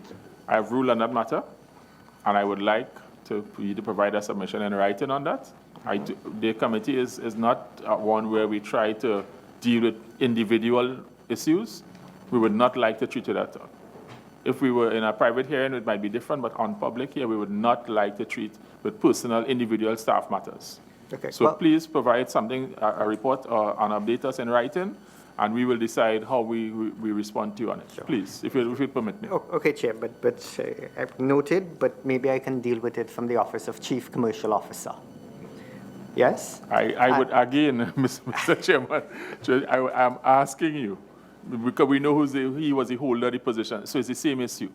We don't want to personalize what we're doing here. I certainly would not. But what I do need to say publicly is that that post was advertised, candidates were shortlisted, and none of the shortlisted applicants were successful. I have had the opportunity of working with Mr. Kongsing. I understand it's 34 years. Mr. Chairman, I'm asking you for the last time. Could we move on? Sure, I would move on. Could we please move on? Thank you very much. So, Chair, if you permit me, the company received the recommendations coming out of an extensive hearing out of the JSC. And I would like to reassure this committee that we have not ignored your recommendations. In fact, while our responses said noted, they were noted in the context that we would address them. Well, you could have said that they will be addressed. And they have been. So if I can move on, please. I would just like to say further December 2017, January and February 2018 saw our best performance since 2010 for these months. These were achieved through significant focus on 1, revenue generating enhancement, prudent cost management, and improving the customer service experience. When we last appeared before the JSC, the committee made certain recommendations to the company, some of which we are still in the course of implementing, but others which we acted immediately upon. For example, our audit reports. The team is committed to improving the compliance with timely financial reporting to the Ministry of Finance, and in this regard, the signed audited accounts for 2014 were completed and adopted at the company's 5th AGM, which was held on 22nd February 2018. These adopted financials has since been duly forwarded to the Ministry of Finance for submission to Parliament. Our external auditors, KPMG, are currently on site at CAL, completing 2015 and 2016 audit reviews, and we advise that we can expect these to be completed by April 30th. KPMG is also engaged for 2017 financial year audit, and the planned completion date for that is 30th of June 2018. Our quarterly reporting to the Ministry of Finance has also been timely for 2017. Another recommendation out of the committee would have been the hiring of the CEO. Firstly, we're delighted, quite delighted, to introduce our CEO, Gavin Madeira, who have joined us on 10th October 2017.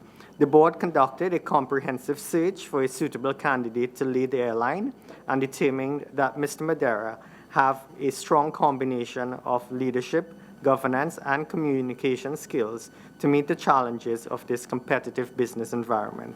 It should be noted that Mr. Madeira was also the previous preferred candidate of the prior board led by Mr. Philip Marshall. Filling of the vacancies of our CFO and COO, we have also completed our advertisements for the post of CFO and COO, and are in the course of completed interviews of the short-listed candidates for this position. In relation to our manpower audit, the Board of Directors requested the company to conduct a manpower audit, and in this regard, PricewaterhouseCoopers was awarded a contract based on our tender process. We have since received a draft report from PwC in January and a further update in March. We will continue to work with them to look at a structure that is most suitable for the organization going forward. The final report will be produced in due course. Cost optimization. In line with our objectives of improving our financial performance and achieving a better cost management, we have focused on cost optimization through contract management, third-party management, procurement initiatives, and better fuel management. Credit card fraud. On the issue of credit card fraud, a new fraud screening software was implemented for the website and call center transactions. Since October 2017, we have seen a massive reduction in the cost of credit card fraud by 63%. We are now well within international standards for fraud of less than 0.09% of sales revenue. Jump seats. In respect to your concerns around the jump seat arrangement with the pilots, the airline is in discussion with TALPA on this matter. Hiring of new pilots. We are completing the process of hiring 12 new pilots, 6 in Jamaica and 6 in Trinidad. In addition, our Trinidad base is staffed entirely by a team of local pilots, and I am pleased to advise that our recent recruitment of pilots were all locals. Commercial. A snapshot of our commercial operations will also reveal many positive developments. We have realigned our routes and are seeing the results in our financial performance and EBIT performance. The initial phase of this activity was completed at the end of 2017, and over the past months, we have made frequency and capacity adjustments to our North American routes to better align market with demand supply. We continue to closely monitor all routes and make adjustments depending on prevailing economic conditions in the particular market. The management of our commercial strategy is now more data-centric. We will enhance our revenue management across all routes. To this end, we have begun a technology revamp, starting with the creation of a data warehouse. This means collecting customer details at every system that we use, including the PSS, and using this data to better understand our customer needs, which is integral to drive our customer experience strategy. Once the data warehouse is completed, we will be in a better position to make more informed decisions and make more strategic use of our resources, which is critical for an airline in a highly competitive environment. To support our new data focus, we are also invested in marketing and promotion to grow our brand presence and build loyalty. Network expansion. Our vision is to connect the Caribbean by sharing more of it with our customers. On April 14, 2017, we started a new service to Argyle International Airport, St. Vincent, and the Grenadines, which was our 19th destination. Caribbean Airlines was also one of the first airlines to offer non-stop flights to Argyle International Airport, which also serves as an international gateway to the Grenadine Isles. On 14th March This year, we launched a non-stop service between St. Vincent and New York, making it easier for our customers in the Eastern Caribbean to connect to the United States and vice versa. Flights to our 20th destination, Cuba, began on January 13, 2018, and the average load factor is 83% to date. Marketing. We also launched a campaign, Hello Caribbean, which highlights the uniqueness of all the destinations we serve. This campaign recently won several advertising awards.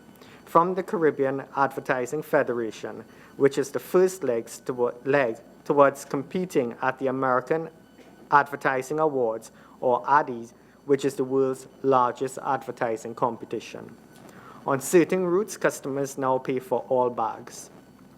Our focus on product development will continue with the introduction of Caribbean Plus, an extra legroom product which would represent another phase of our shift in our commercial strategy from a traditional sales strategy, one which is geared towards the merchandising of ancillary products as key drivers to revenue enhancement.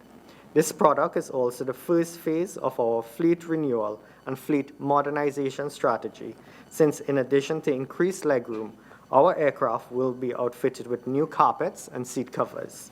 The second phase of this product improvement involves introducing on-board Wi-Fi on our 737 fleet. We're in the final stage of selecting a solution that will enable us to provide Wi-Fi content to customers on their personal devices. Fleet renewal. With respect to the upgrade of our Boeing 737 fleet itself, we have narrowed down our search to 2 jet options and will soon issue an RFI and then an RFP thereafter. Technology. The airline strategic direction is underpinned by technology, and we have made major strides and cost savings in this regard. We continue to focus on technology to ensure that we drive efficiencies and effectiveness throughout the business process automation. Technology will also support our delivering innovative communication and customer-focused solutions. Some quick wins in this area include insourcing the building and maintenance of our website, as we now have the competency base internally through the new human resources in our IT department. This insourcing will save a minimum of $11,000 per month. We now have the capability to undertake several other initiatives. So far, the total value of capital savings is $100,000, and this is expected to increase. These savings are linked to flight updates on the website, which are now executed internally, commission calculations automation for the Cuba launch, which was done internally, taking over the Amadeus booking engine CSS and change request costs, now done in-house. NavBlue interface, which is an airline operation software. This rebuild was done internally. An estimated $5,000 per month will be saved as we build out a portal to facilitate in-house training at what we call Cal University. A mobile intranet application is currently being developed internally and will save us another $9,000 per month. A specialized type of messaging, known as Type B messaging, is now being optimized in-house, realizing a monthly savings of $60,000. Several other IT projects are in the pipeline, and we will further reduce costs and enhance the customer experience. These include, but are not limited to, the capability to track cargo and the development of a cargo website, which are both currently in progress. Our corporate social responsibility. The airline has a clearly defined corporate social responsibility commitment, which provides guiding principles and ensure our activities are aligned with our vision to achieve sustained profitability through becoming the preferred airline serving the Caribbean.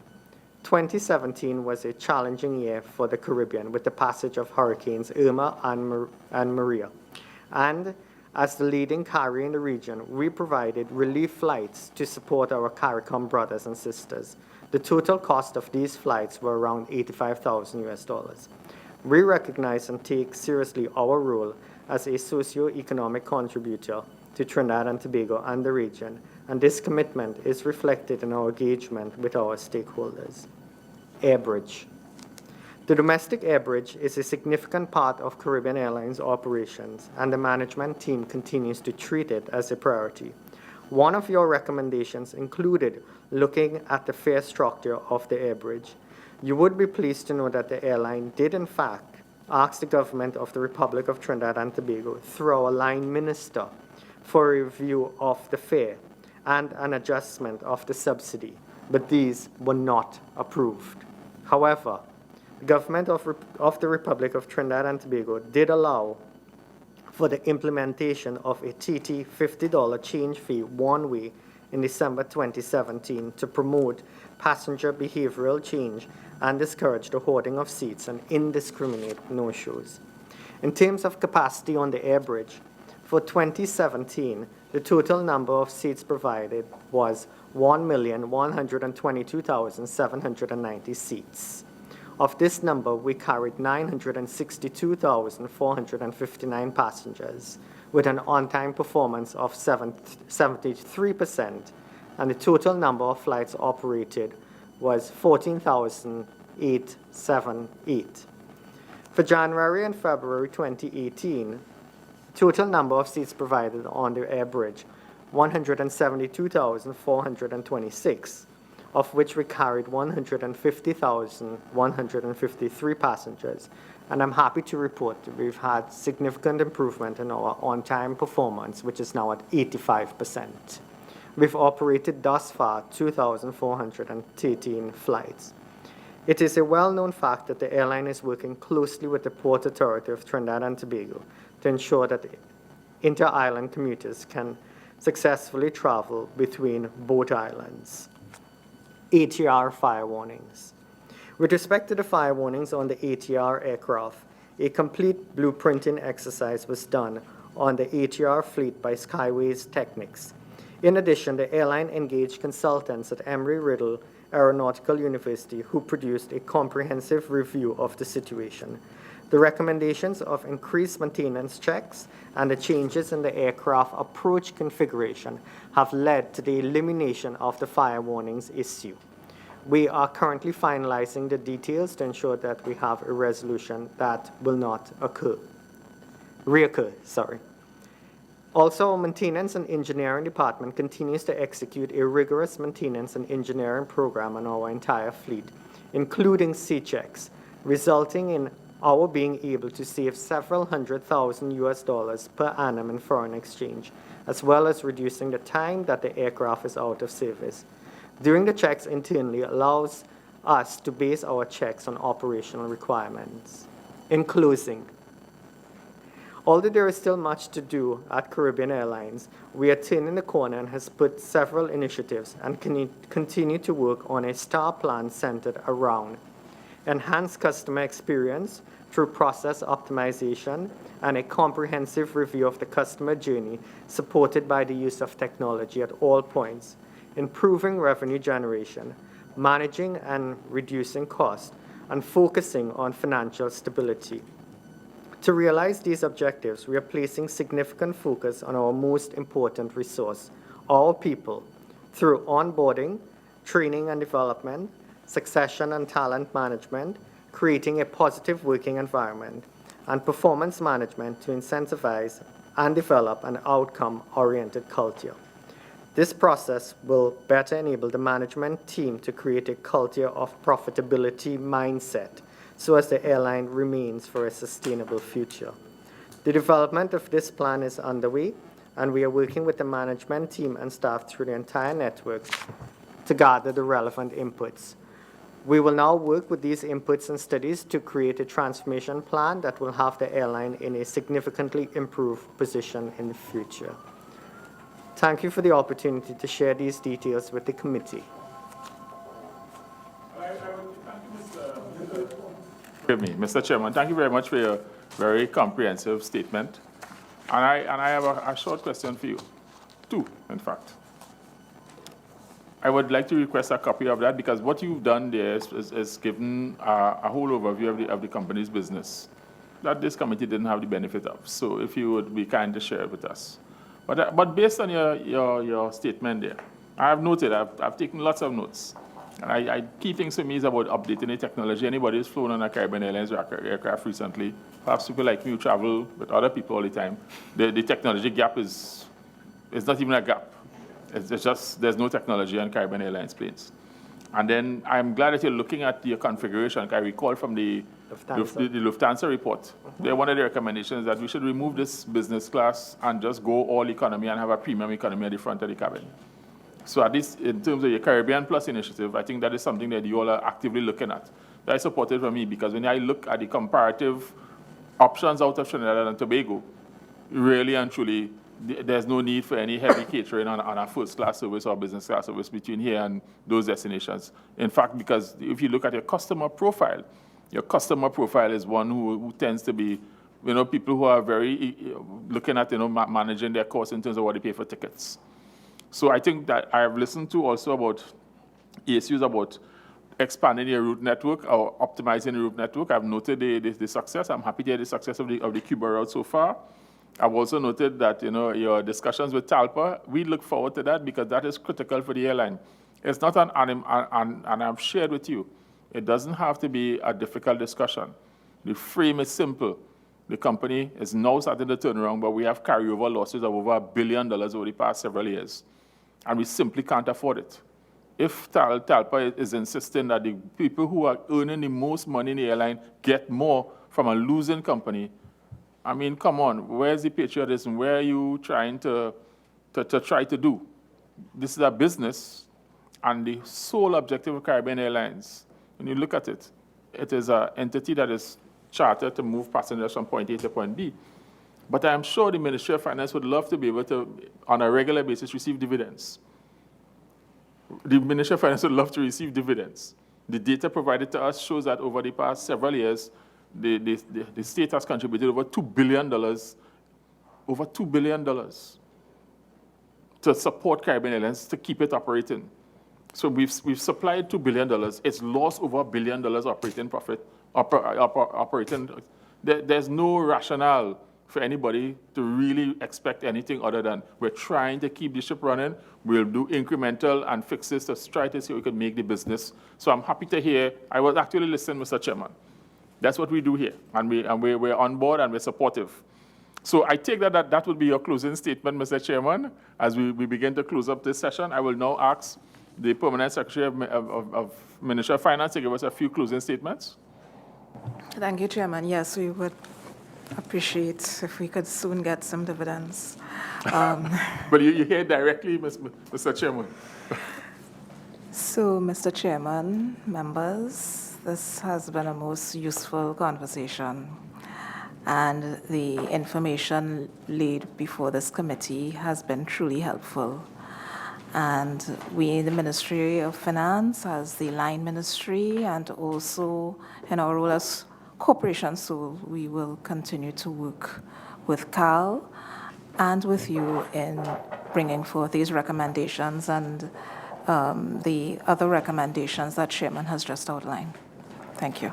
Thank you very much, Madam Permanent Secretary. Mr. Newton, General Manager of the Airports Authority, any closing comments? Just briefly, Chairman, thank you very much. The fortunes of the Caribbean Airlines is important to the Airports Authority. I have been in the initial conversation with the new CEO. I indicated that to him, and I indicated that in other jurisdictions where, in fact, the major airlines operate, there's an arrangement between the operator and the airlines that is not like what is happening in Trinidad and Tobago. And we need to sit down and come up with arrangements that, in fact, is mutually benefit to both of us. So we look forward to, in fact, having those discussions with Caribbean Airlines for the benefit of Trinidad and Tobago. Thank you. And Mr. Newton, the committee is well aware of those arrangements between where you have an airline operator and there's a major hub. Yes. There's a special arrangement between the airport operator and the airline that is really the major operator out of the operation. And because you are both important to each other, there's a symbiotic relationship. So we were surprised to hear that you all are having challenges in terms of some issue overhanging. So we hope, and if this committee can help, this committee will try to help. And I think that's what we're trying to do. Thank you very much, Mr. Newton. Mr. Regis. Chairman and members, the Civil Aviation Authority is pleased to be able to provide support and clarification for any of the matters that were raised this morning with respect to Caribbean Airlines. And we'll continue to work with them to ensure that the level of safety and security is maintained. Thank you very much, Mr. Regis. So I want to begin to close this session. Don't panic, members. I want to say that this has been a long session, but it has been needful because I think that the information shared here has cleared the air on several issues. As I close, this committee is here to help. This committee is here to try to see if we could work and support the board and management of Caribbean Airlines to turn the company's fortunes around. We're happy to hear that the initial results in the most recent period start to become positive. What we need is for that to be sustained and grown going forward. So that with those words, I want to thank the members of the listening and viewing audience, and I would like to say now this meeting is adjourned. Thank you.